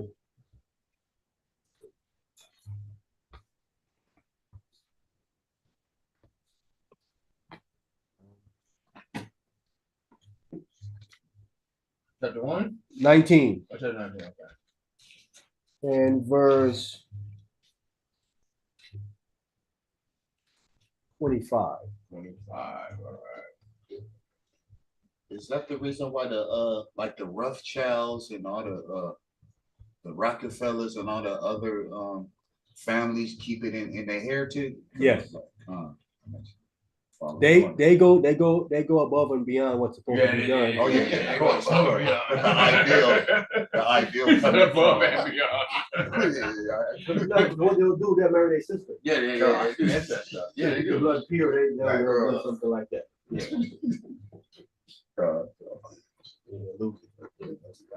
Yeah, extreme. Good. You ain't gotta do that. You be pure. Yo, ain't nobody getting in. Nobody. Facts. All right, St. John chapter 9, verse 25. Yeah, I got it. You got, go ahead. Oh, yeah, we're reading from Baker's St. John chapter 19, verse 25. Yeah, 19. 19. Oh, 19, verse 25. And it reads, now there. Wait, hold on. You ain't got, you No, there? I was there. You said 9. But okay. you said No, 19. I said 19. The second time you said Oh, 9. oh, I thought you said, okay. We know we played, till I said 9. 19. We didn't DVR. 19. Let Tony get there. Let Tony get there. No, I got Oh, time. Tony? Yeah. You have time? Yes. Okay, so we're reading book of St. John chapter 19, verse 25. It reads, now there stood by the cross of Jesus' mother and his mother's sister, Mary, the wife of Clopas, and Mary Magdalene. So we have a Jesus cross. Let me count it up. 1, 2, 4 Marys. All right. Yeah. We have Jesus' mother, whose name is Mary. Okay. Right? Mhm. And his mother's sister, who I think name is also Mary. Mhm. I think so, I mean, I'll be sure. You Okay. have Mary, out of Cleophas. Right. That's 3. And you have Mary Magdalene. So we have 3 for sure Marys. 3 for sure, possible 4. Right. Right. Right. Spades, isn't it? So We got 3 possible. 3 in a possible. 3 with a possible. Yeah, For real. Mary Magdalene, Mary, mother, Mary. 3 in a possible right here. Mhm. I'm putting out to say, you see how common that name is? Yes. It's just like her husband's name, Joseph, is Right. a common name as well. Yes. Yes. We got 3 and a possible Marys in one verse. Like Mary, which one? Mhm. Just call Mary. Just call That's Ron the MC. Mary, Mary. Quite contrary. Why? Yo, Tristan. I still don't know that, man. You know that's all we are. Oh, You man. ain't hear Mary, like, hey, Mary, like, no, not you, Mary, the other Mary. No. Mary, Mary, No. I need your hug. No. All right, let me go. Let's go. Okay. Let's continue. Okay, verse 26. Uh. And it reads, now, when Jesus therefore saw his mother and the disciples standing by, whom he loved, he said unto his mother, woman, behold thy son. Go ahead. Verse 27. And then said he to the disciple, behold thy mother. And from that hour, that the disciple took her unto his own home. Now, for that to happen, her husband got to be dead. Right or wrong? Yes. You can't go home with John. Right. Joseph is alive. Right. So if Joseph is dead, the next person so what Christ is doing, he's trying to find a place for his mother to go. Yes. Why is he doing that? Who knows why he's doing that? Because he's about to die. That's for one. Preparing For what else? some of us. I was about to say that, but he took it from me. Good stuff. A woman has to be under the Be under a tutorship of a man. man. Right. She can't keep right now. She would have no head, No male. no male. Right. Joseph passed away. Passed away. Shai passed Right. away. And Christ about to pass away. So obviously, this also tells us that it looks like maybe the other brothers, James, Joseph, Right. is too young Right. to take care of Mom. Mary. Right. They're Yes. not old enough yet, Yes. right? Right. So I can't have y'all not ready yet. Right. So the only person that he trusts with his mother is who? John. His disciple, the beloved disciple of John. Yes. You would say to yourself, wait a Yo, minute. that's beautiful. That's Hold on, beautiful. wait a minute. What about Mary's brothers? Right. John is really like an outsider. Why not one of her brothers? Right, because she doesn't have. Because you don't have no brothers. Yes. That would be the first person he would have to Okay, go this- next. this- After this- Joseph this- would be the angle you brothers. talking about before. Okay. Good. Okay. Yeah, you didn't care about this angle before. Okay, Yeah. I got you. Yeah. Yeah. No brother. Oh, I see what you said. I just caught it. I'm late, but I Yeah, just caught it. yeah. I'm late, but I just caught it. Good. That's fire, dude. That's good. Right. Yo, I'm feeling so slow. I'm feeling so slow. I'm like, what are you talking about? I'm like, oh, I caught it. Good stuff, bro. Wow. Right. Fathers not around. No. No brothers. No. Howard Shah about the Hamashiach, Howard Shah. No. So President. Which makes sense why she's in the lineage in Matthew chapter 1. Right. That's why she's Yes. in the lineage. Yes. Because her father Yeah. had no son. Wow. That's Truth right there. right. Then why else? Like, Yo, that makes me look at Joseph so much different in a beautiful way. Because if he really was a nasty guy, she didn't have no other protection. But him at this time, he could have just been like, yo, get out of here. We could have do something to you dirty. But he didn't. Right. wow, I mean, she ain't had no big brothers. She ain't had no dad. It shows also that, you know what I mean? Like you saying, Joseph was her protection. So he chose to keep her, bro. That's wow. That's something Oh, I read it's very I read over this whole right there. That angel put him back on point. Facts. Oh, yeah. Facts. Yo, this is beautiful, man. Oh my God, man. Oh, Right. crazy. You need ahead of you some men. Yes. I trust the one that I love. Yeah, right. John. Yo, we was on debate talk for you, bro. I'll make the lion roar right now. That was good, bro. And with John, with this not John the Baptist. With No, it's about The beloved disciple. Yeah. The one who he loved. Brother, it's you have to really put a trust in someone to have them Yes. live with your mother, bro. Yes, That definitely. ain't nothing likely. That's not definitely not like not at all. Listen, not even So John had to really be back in 3 days. a beautiful Alright. brother. He's Right. a beautiful brother for the Messiah to be like, yo, take my mother. Yes. Yeah. Listen, I can see more why Christ said he loved him. Right. Right? Mhm. The Right. disciple who he loved. We checked him out with a thorough Right, eye. right. Oh, you know, ooh. Yeah, he passed. Wow. He checked Judas out too. Like, you already knew. And not only that, there's something about John, bro. John seemed to have access to the high priest castle. And I'm reading it, I'm like, wait a minute. Remember, John is the only one that records some intricate detail that happens inside of that when he got arrested.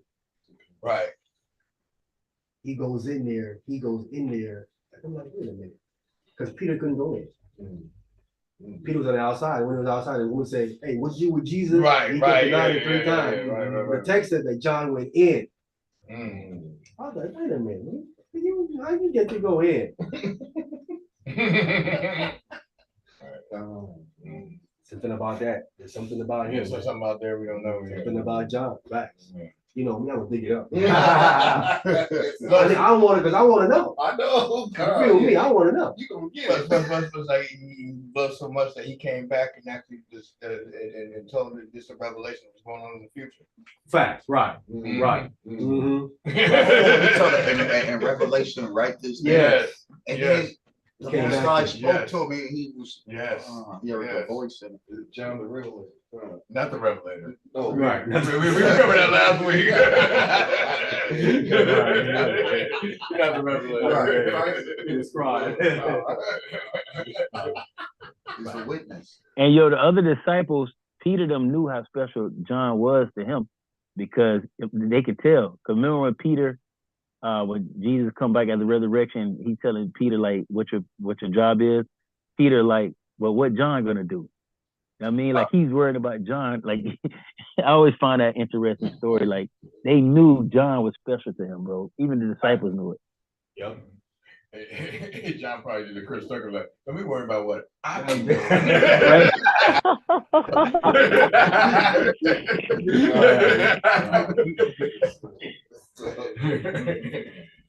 Right? Who was reading? Was it me? Yeah. Okay. All right, go ahead. We're verse 28. Verse 20, okay. No, you verse 27. Verse 27. Oh, yeah, right, okay. Verse 27 says, then said he to the disciple, behold thy mother. And from that hour, that disciple took her unto his own house. Then said he unto the disciple, Christ, behold thy mother. And from that, now that's called the pause. Was Mary John's mother?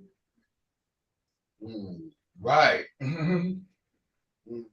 What'd you say, bro? What'd you say? I didn't hear you. Was Mary's John the apostle's mother? He says, behold thy Okay. mother. God. Could be God, because you know how it is. They don't translate from Hebrew correctly. You know, Hebrew don't have that grandson and grandmother and great grandfather stuff in there. It would just say mother. It would just say father. Right? It related. I didn't find anything. I don't think they are. Okay. It seemed to me that it was like a phrase. You know what I'm saying? Some kind of Hebraic phrase. I'm trying to find something equivalent. Yes, sir. Mother Mary is known as our mother. That's Catholic. That's Catholic. I mean, okay. Okay. How about The Holy Mother.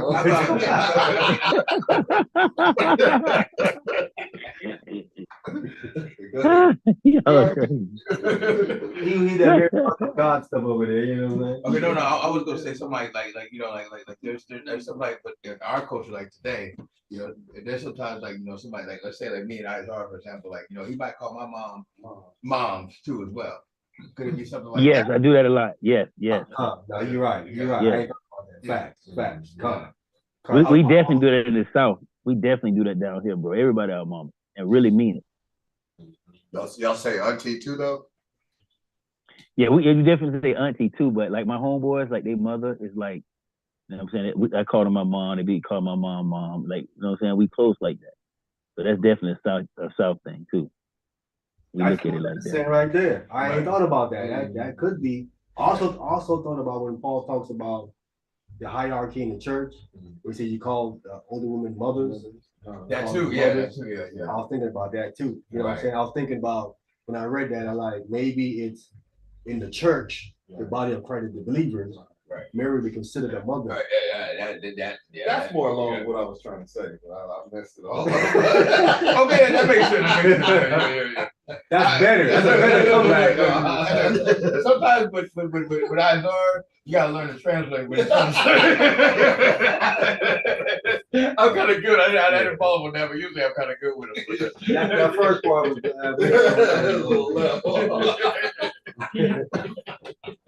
I wasn't sure. That makes more sense.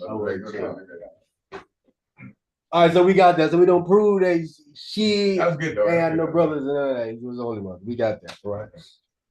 We got to go back now to David, because this is where I think really Hebrew think that David is a man. I think he thinks that. What? Yes. Probably a few people. Yo, and not trying to stay on this, but I just thought about something. John is getting a double portion because he get to be blessed by taking care of the widow and the elderly, bro, and the Messiah's mother. Oh, because she's a widow and she an elder. You know what I mean? So he getting like, man, think of the blessings, bro. Wow. Protecting the mother when he not here. I'll tell you what I believe. You remember the disciples was asking Christ who was sitting on his right hand and his left hand? John, who's my mother? I think John is one of them. And the next one I think is I believe that. Huh. Not yet. Paul. Okay, because he converted Paul. So that's the. Paul would give him more knowledge than the rest of them. Right, yeah. And he's doing way more than the rest of them too. Yeah, right. I think it's these two on his right hand and his left hand side. Probably, yeah, that makes sense. I think it's We'll see. Hey, I know the text. I know the text don't say it, but if the brothers are young, wouldn't he also be able to take? Would he also be taking care of the brothers too? So they're gonna follow their mother. Yeah, I would say that too. I would say that too. I would definitely say that too. The interesting thing is, interesting we don't know, we're trying to put together is, why did Jesus Christ decide to make James the head of the church? Brother John or Paul. Because maybe James had more wisdom as far as the Bible goes and Torah, but you know what I'm saying, more ready to.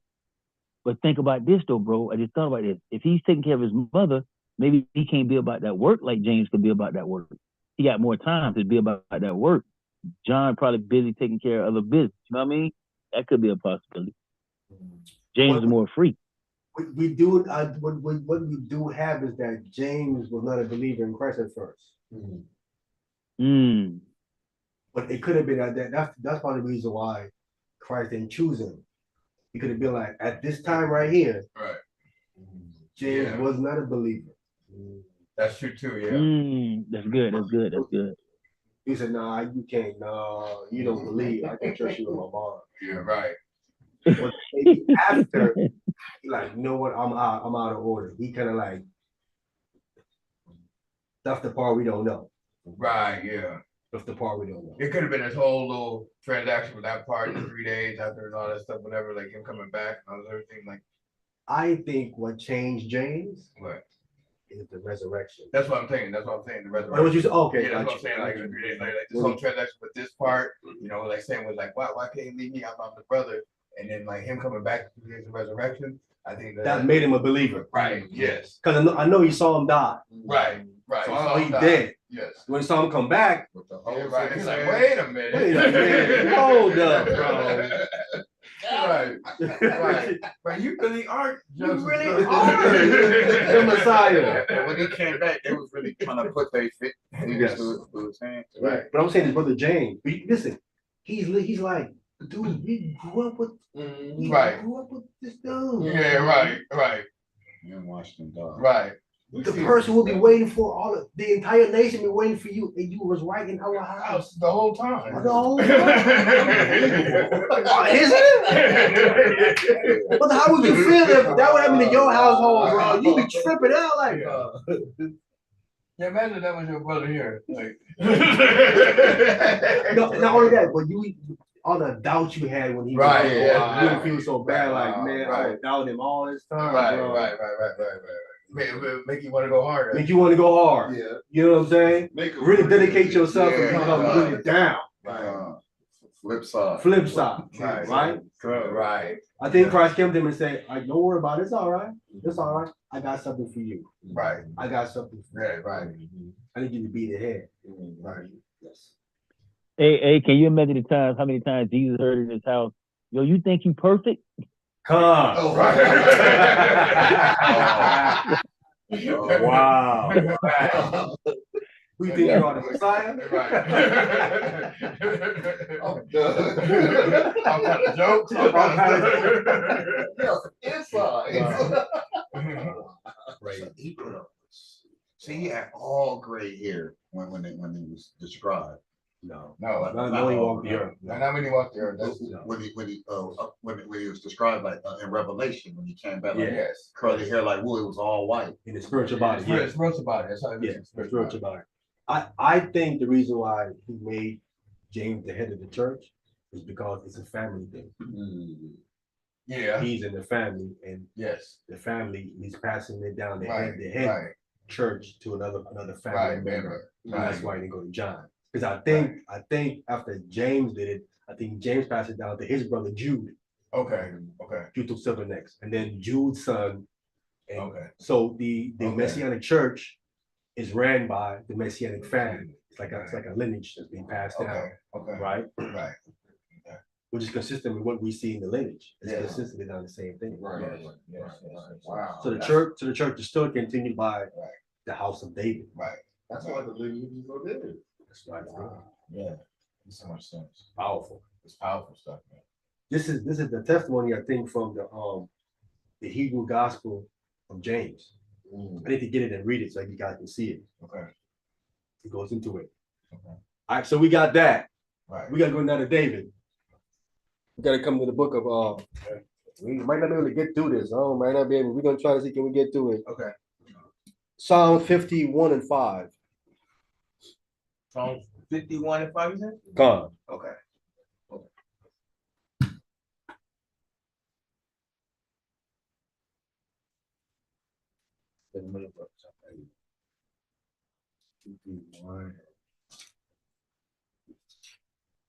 Yeah, I never thought about that. Yeah, that's some good stuff. Just went it out. Just sent down. 51 and 5. I was on.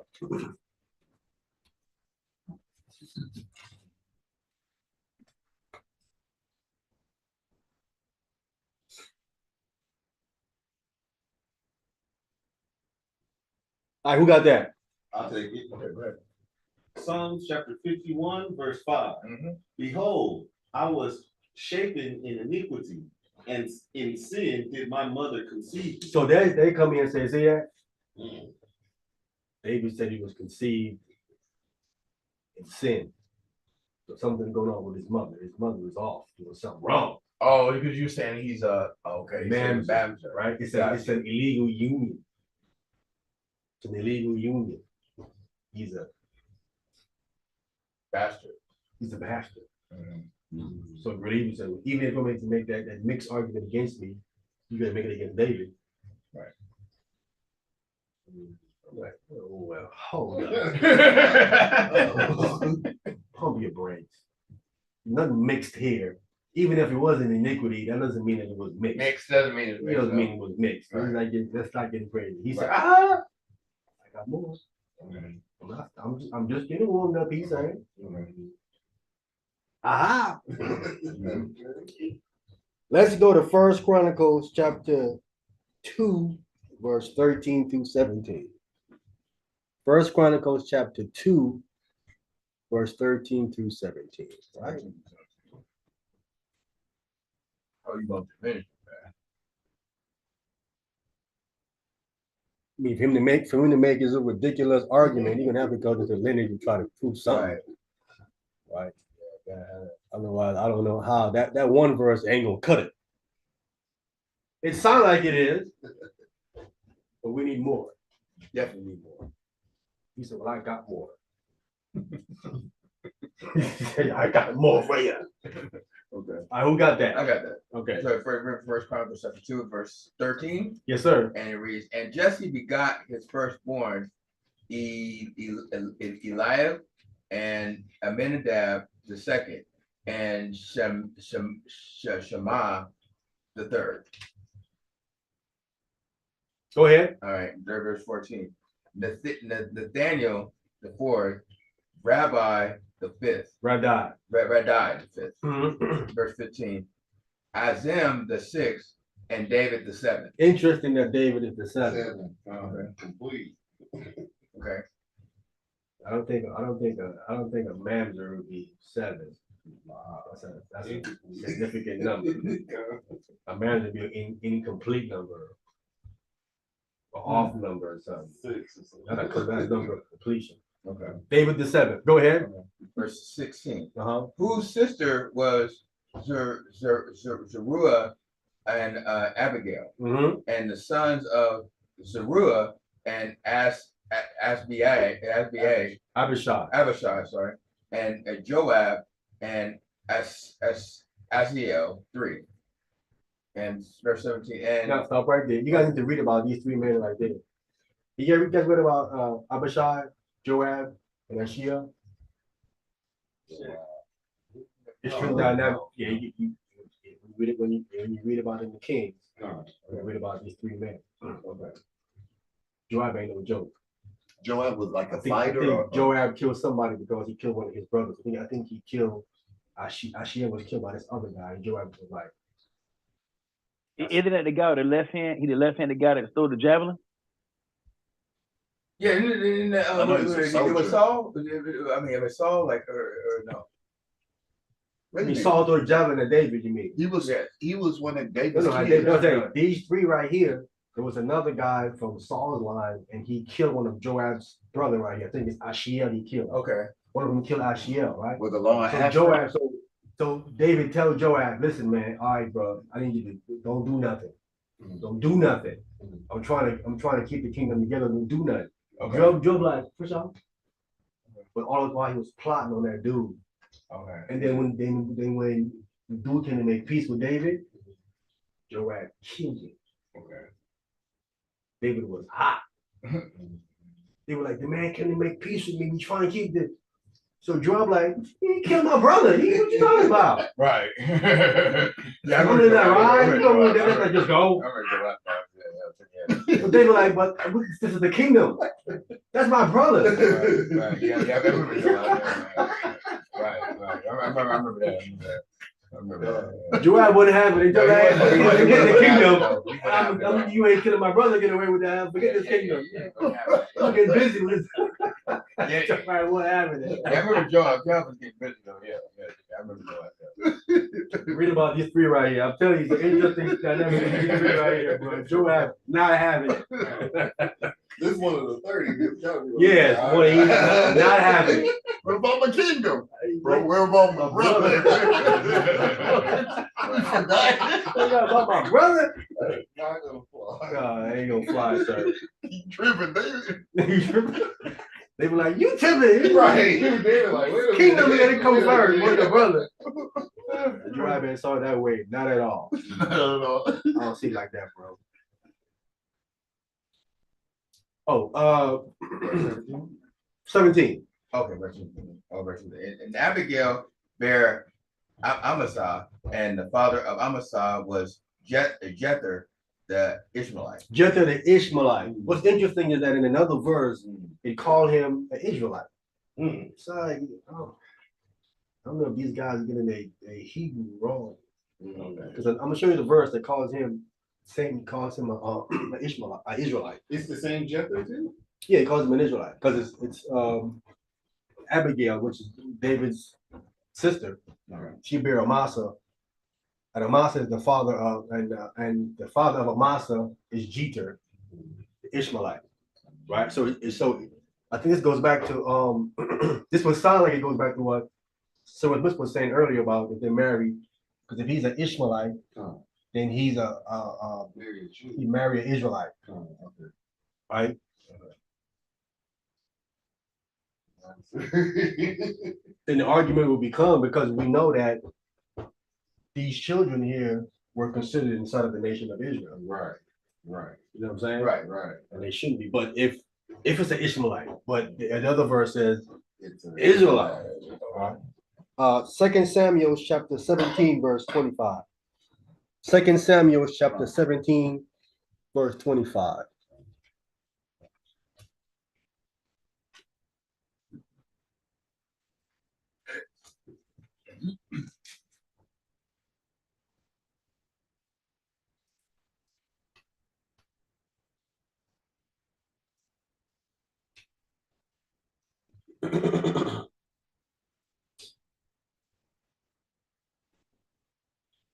All right, who got that? I'll take it.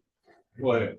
2 Samuel chapter 17, verse 25 reads, and Absalom made a Massa captain of the host instead of Joab, which Yeah, so what we're dealing here is this is, remember when David was on the run, his son Absalom took over.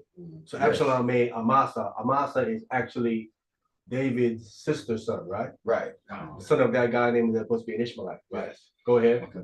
Instead of Joab, I think Joab would be her sister's son. Yes. Zariah, correct? Right. Yeah. That's what Joab would be, right? Go ahead. which Amasa was a man's son whose name was Arthur, and Israelite. Stop. Is that right? So here he's called an Israelite. Remember, Amasa in the other verse was a man's son whose name was an Ishmaelite. Right? We'll look at it again in the next verse we just read, because it's the same Amasa. The other verse we just read is in First Chronicles chapter, what was it? Chapter 2, verse 17. right? It says Amasa was the son of a man who was an Ishmaelite, correct? Can you read it real quick? You got it there? Verse 17, yes. Yes. It says, and Abigail bare Amasa, Amasa, and the father of Amasa was Jather the Israelite. the Ishmaelite, right? But it says right here that Amasa, which was a man's son, that same man, right? You be clear?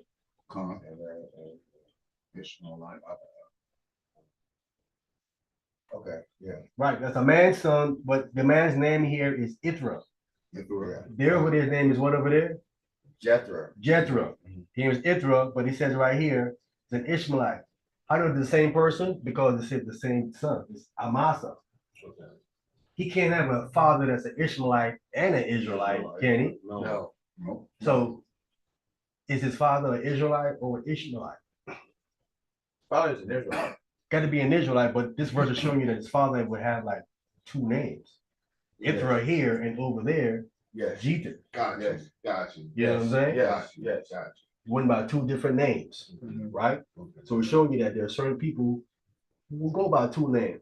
Is that weird? Is that strange? No. People go by two names, right? Yes. The controversy is they're arguing is that Is the same this person. man is an Ishmaelite.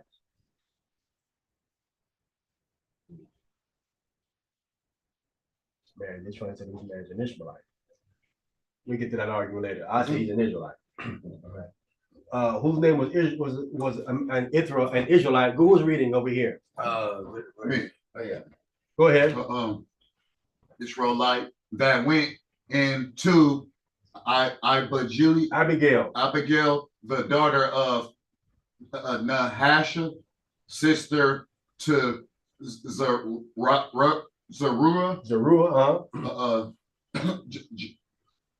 Joab's mother. Joab's mother. Right. So here, what we see is this: we see that David's sister Abigail had a different father than his. Right. David's father is who? Jesse. But it says right here that Abigail, the daughter of who? Nahash, not Jesse. Right. Right. So what he's arguing is that David's father had two women.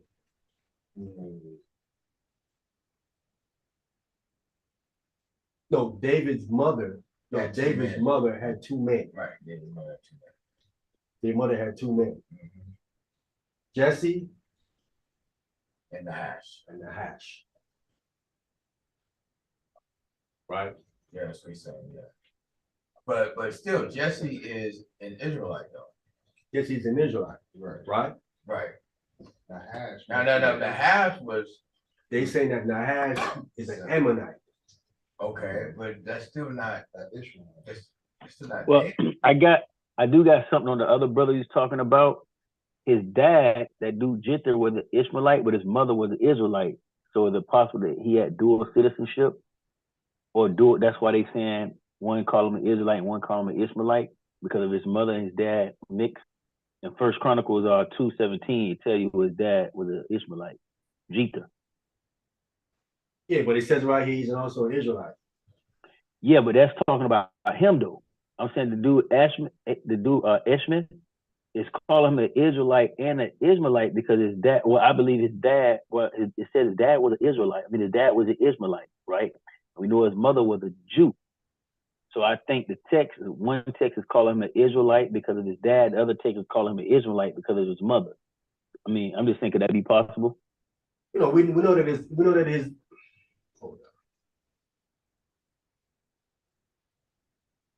his mother is David's sister. Right. But then they would have the same father. No, I'm saying if you look at First Chronicles, what's that? 2:17. Yes. It says that guy Jither is an Ishmaelite. Right. Yeah. But Here in the scripture we reading right now, it's just saying that this dude, Ashmir, the son, he's been called an Israelite and an Ishmaelite based off the difference, from what I see, based off the difference of his father and his mother. But there's no question about the dude Jethro, his father. No, his father, this is the father right here. It says Amasa, which was a man's son, whose name was Ithra, an Israelite. It's the same man. It's the same man, yeah. They got different names. Oh, I got you, King. My bad, Salaki. I see. It said so. The name Isra. That's the dude Jester as well. Yes, Khan. yes, yes, Yes. yes. That's Okay, the that's point they're interesting. trying to Okay. say. Is he I an see what you're saying, Israelite or King. is I he see what an you're saying, bro. Israelite? It is the argument there. You know what I'm saying? We're not sure, but I'm getting to the point here that they're starting the argument off that David's sister had a different father than his. Her father is not Jesse. Her father, this dude, is Nahash, right? Who they claiming to be Ammonite. Right. Yes, sir. I heard that teaching. Can we get it right quick? Where? And that's also why they say David was like the outcast of the family. That's why his dad made him like keep the sheep, and that's why I'm his gonna get brothers that too as looking well. down on him. Yeah. But I'm sure That's good. that's where you're getting this Good stuff. nonsense from. 2 Samuel 11 and 1. 2 Samuel chapter 11, verse 1.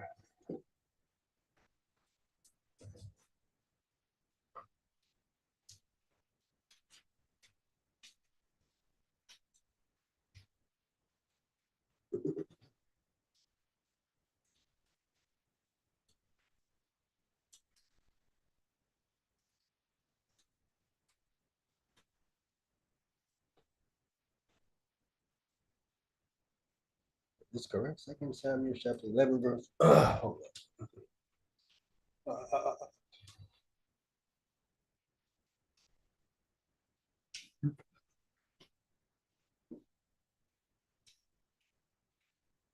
Messing with my head. Let me see. It's 11 and is it? Let me check it and see. I don't know. That's not the right one. I think it's 11 and 1. Yeah, 11 and 1. First Samuel 11 and 1. It's 1 Samuel chapter 11, verse 1. Not 2 Samuel. It's first Samuel. 1 Samuel 11 and 1.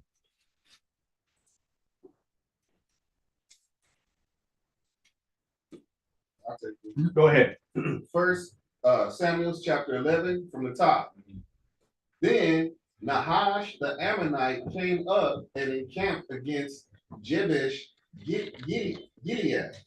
And all the men of Jabesh said unto Nahash, make a covenant with us, and we will serve thee. Right? So this guy's cold, man. Go ahead. And Nahash the Ammonite answered them, on this condition I will make a covenant with you, that I may thrust out all your right eyes, thrust out all your right eyes and lay it for a reproach upon all Israel. Cold. This is the guy that they're saying is the father of David's sister Abigail. Ammonite, who coming against Israel. You see, want to pluck out all their right eye, then he make a contract with them. I'm like, where y'all getting this stuff from, man? Who was saying that? Huh? Gorilla didn't say that. Other people out here teaching that how they do as well. It's not only me. You know where they get it from, Art? They get it from the Mishnah, the Tamar stuff, because they say this stuff in that book. That's where they're getting that stuff from, but it's all lies. I think they do. Those rabbis, they say that stuff. They're lying though. Talmud. They do read that book. Really Hebrew. Yeah. I'm gonna get to the point with the David thing with it. Okay. So they say this. I'm like, this doesn't fit. It don't. It don't fit. This doesn't. Saying this Nahash is a different person. Yeah, I mean, why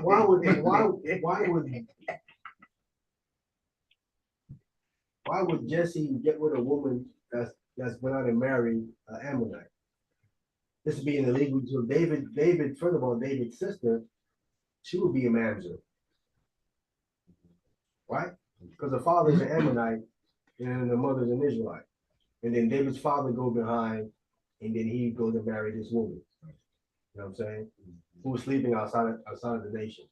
That doesn't make any sense. Anyway, this dude, I mean, if I can see this dude right here, we're gonna jump down to verse 11. This dude, I think he died in this. He had a battle with, after this. Saul came and fights him. I think Saul killed him. Okay. Can we just read it right quick? We're gonna go on to the next verse. You should jump down. But they lying on David, but they trying to make David mama look bad. Can you imagine in the resurrection when David pull up on these boys?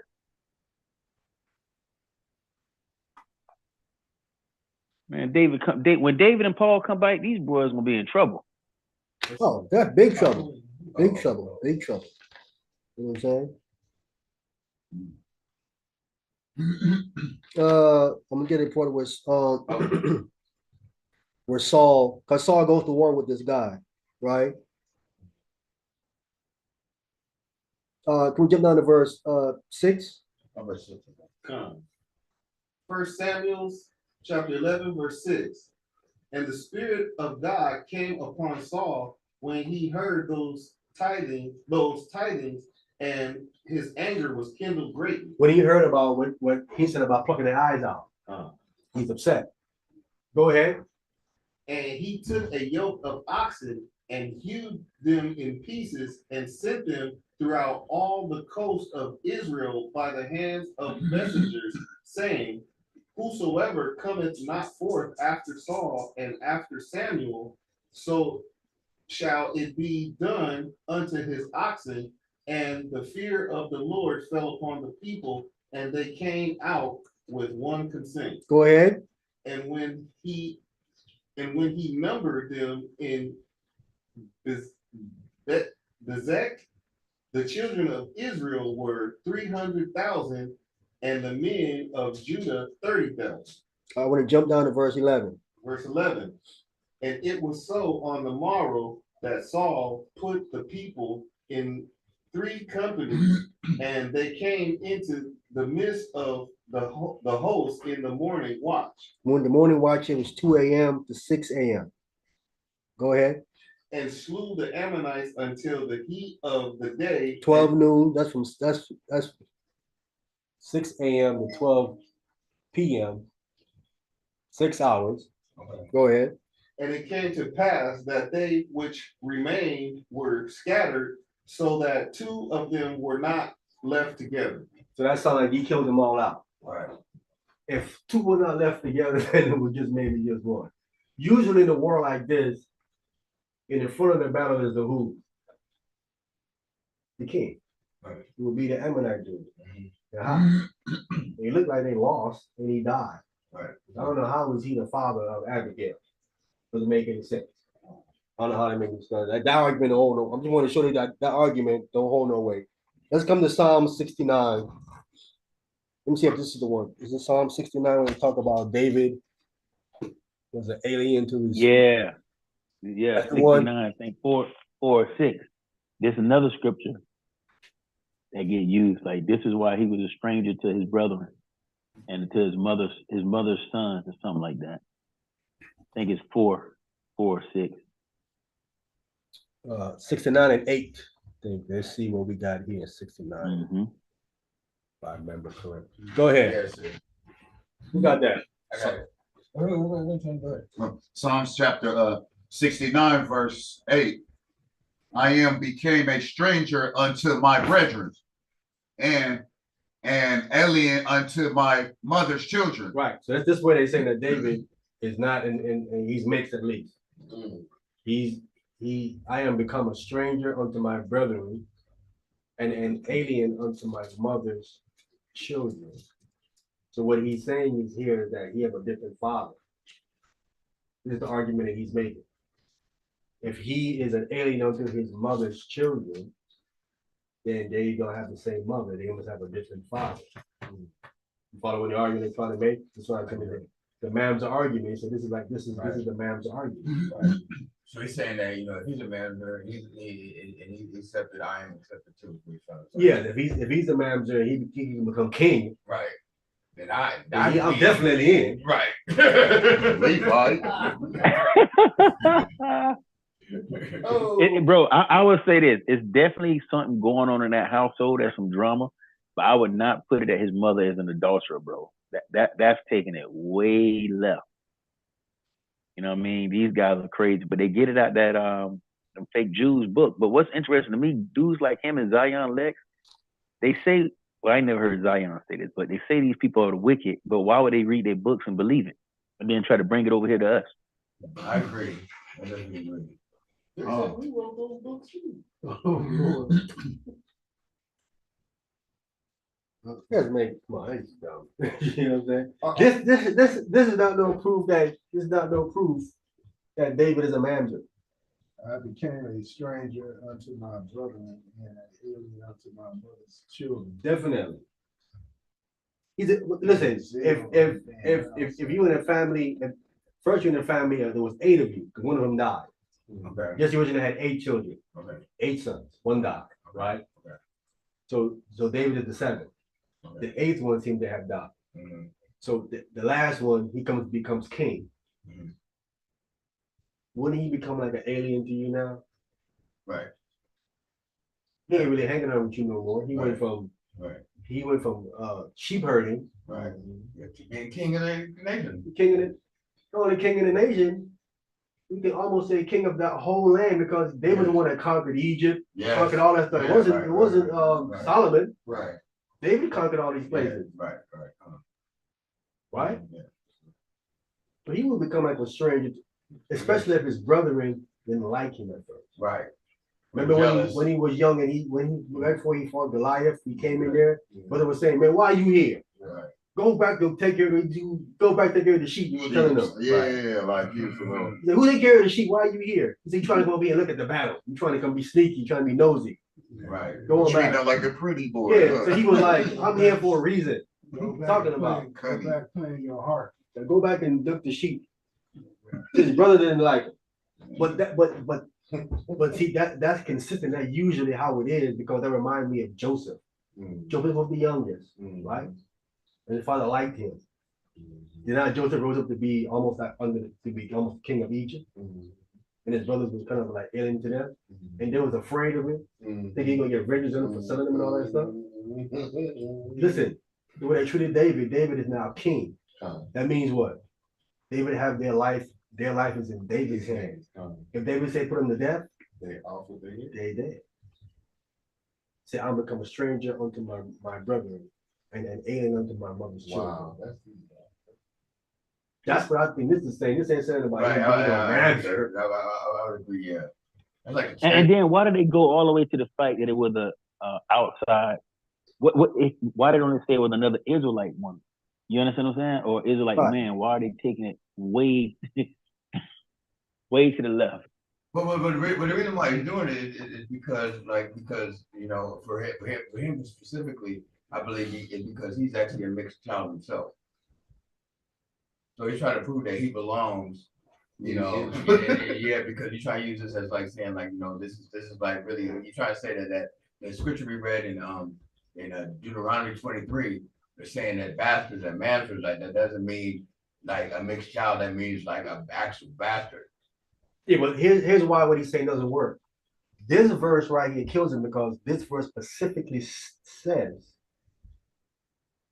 they had the same mother. Doesn't that say that? Yes. And an alien unto my mother's children.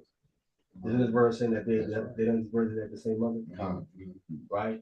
It's insinuating that they have a different father. Right. But it definitely says they have the same mother, right? But what you read in First Chronicles is that they had the same father. Isn't it what we read? Can we read it again? You just reading it? Yeah, I would read it, yeah. Second Chronicles? Yeah. I mean, First Chronicles chapter 2, verse 13 said they got the same father. Yeah. It says, it reads, First Chronicles chapter 2, verse 17 reads, and Abigail bare Amasa. No. 13. Verse 13, okay. Yes. Verse 13. And Jesse begot his firstborn Eliab and Abinab the second, and Shemaiah the third, and Nathaniel the fourth, and Radai the fifth, and Ozem the sixth, And David the seventh, there's the same father. Same father, all of them. They got the same father in this verse. They got the same mother.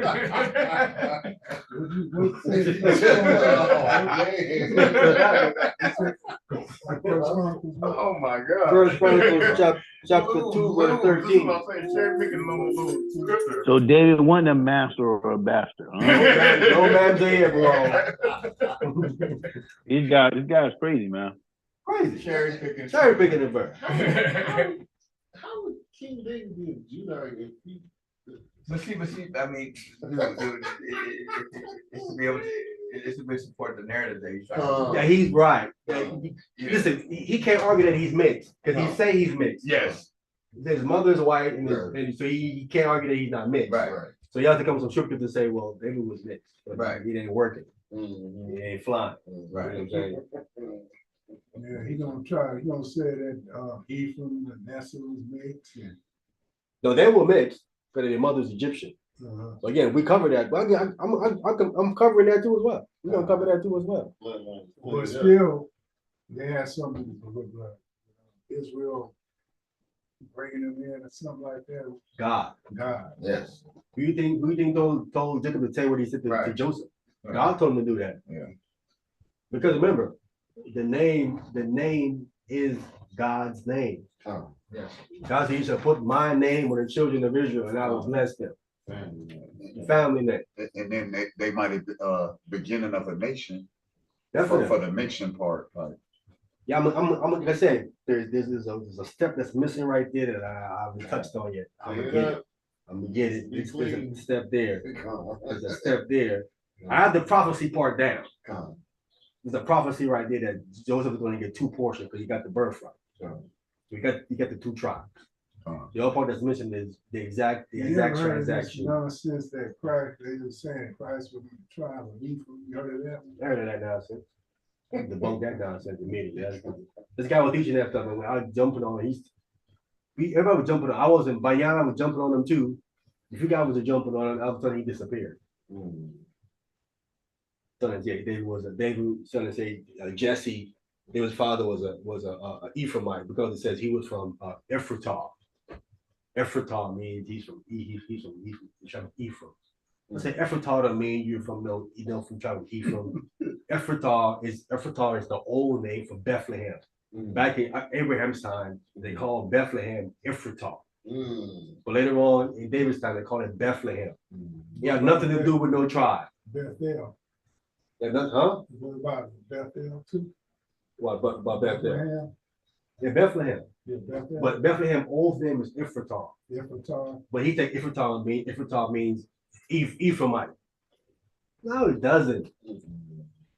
The text tells you that right in Genesis it says that Ephratah was called Bethlehem later. So when you talking, he was crazy. Man, He's bugged out. But that's why he disappeared. Because he can't prove that. So how are you going to prove that if David is a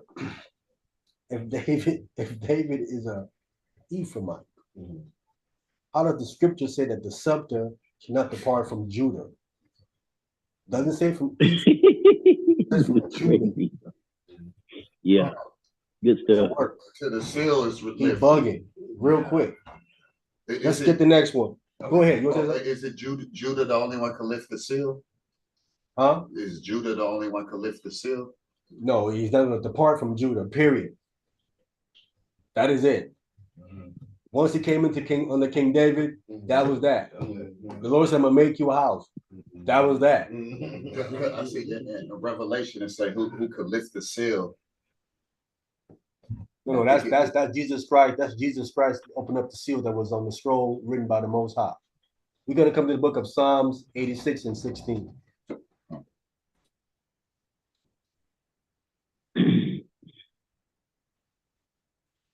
I said the guy disappeared, man. You have people that would happen. You have sometimes people that pop in and thinking they see something, and they go pushing this narrative that they see something. Then when you challenge them, they talk about how you hating. Are you just trying to hate on me? You're trying to hate on me. You're trying to hate on me. Nobody's trying to hate on you. You're teaching lies to people. We can't challenge you and ask you questions then. Hey, yo, are you just say, I'm not trying to hate you, I'm trying to save your life because you're speaking heresy. Huh? You know what I mean? Trying to beat you up, want to fight you. That too. I got this one. I'll take this. Okay, go ahead. Psalms, the book of Psalms, chapter 86, verse 16. Mm-hmm. Verse 16. Oh, turn unto me and have mercy upon me. Give thou strength unto thy servant and save the son of their inhabitants. Handmaid. Handmaid. That handmaid. So this is David here. What's David doing? He's praying to the Most High God, and he is specifically calling his mother the handmaid of the Most High. Right here. Am I right or wrong? Give thy strength unto thy servant and save the son of thy handmaid. Right. Specifically calling his mother the handmaid of the Most High God. This is what he's saying here, right? Let's get another one. Psalms 116 and 16. So we got two more to go and we should be done. Going above and beyond there. That's right, brother. You said 116 and what? 6? I got that.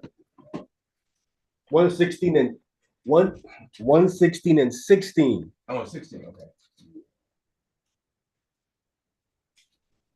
Go ahead. Okay, reading from the book of Psalms 116, Psalms 116 and verse 16, it reads, O Lord, truly, I am thy servant, and I am thy servant, and the son of thy handmaid, thou hast loosed my bonds. Second time he calls his mother the handmaid of the Most High.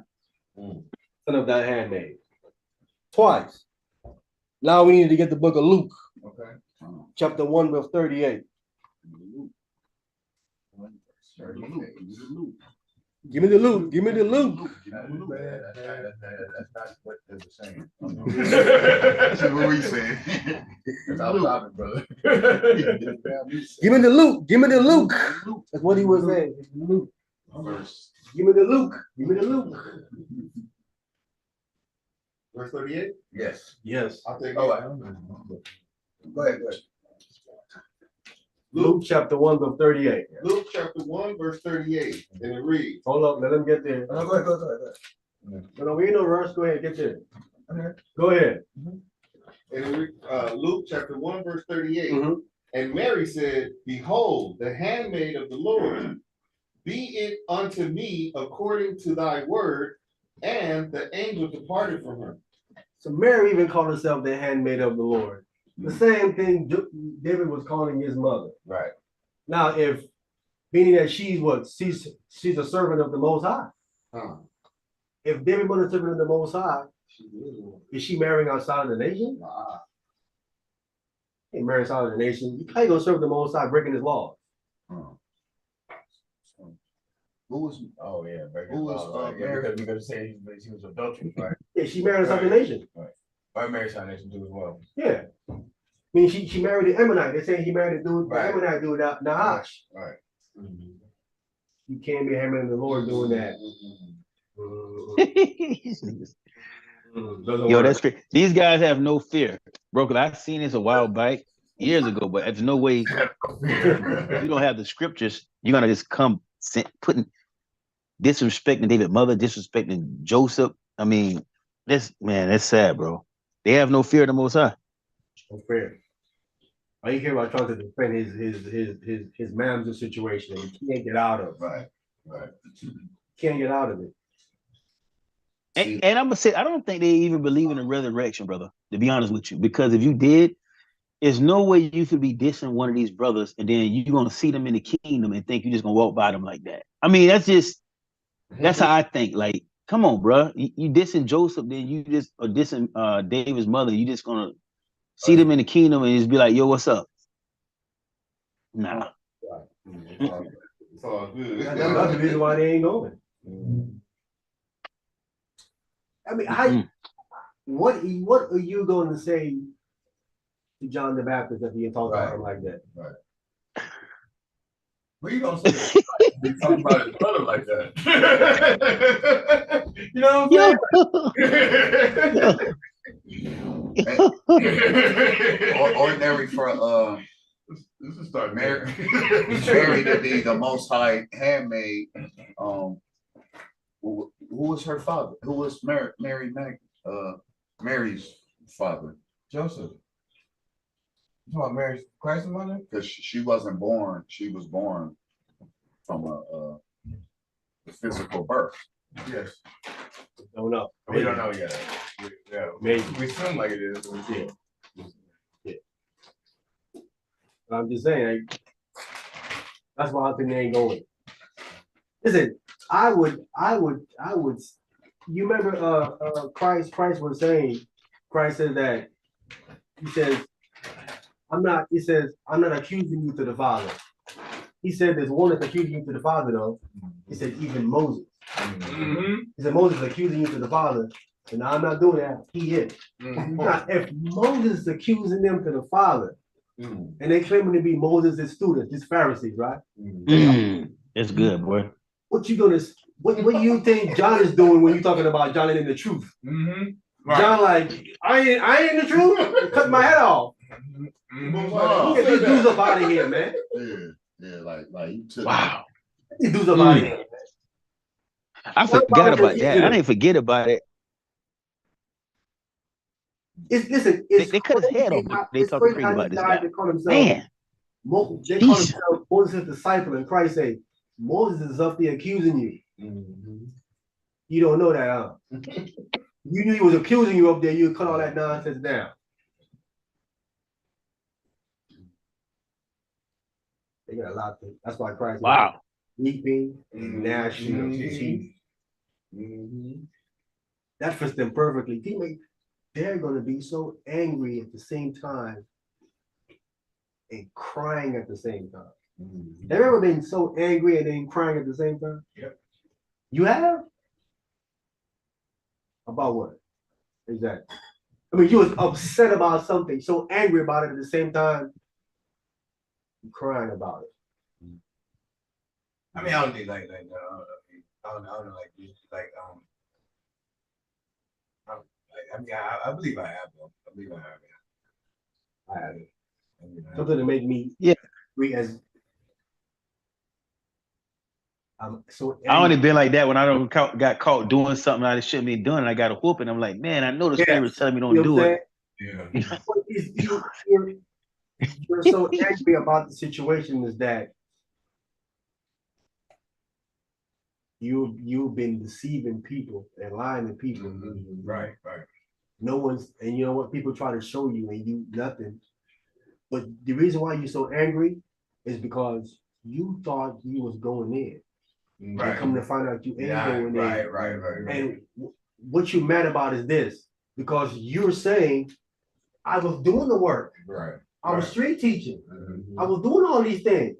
You said I ain't getting in. Right. So I did all that for nothing. Right. So you mad. Yeah, right. Because you felt you've been deceived. Right? Mm-hmm. And at the same time, it comes to tears because why? Like going that lake. So what you doing? You're resorting to tears to try to get some sympathy. Oh wow. Esau. I know that ain't gonna work. Doesn't work. It's not gonna work.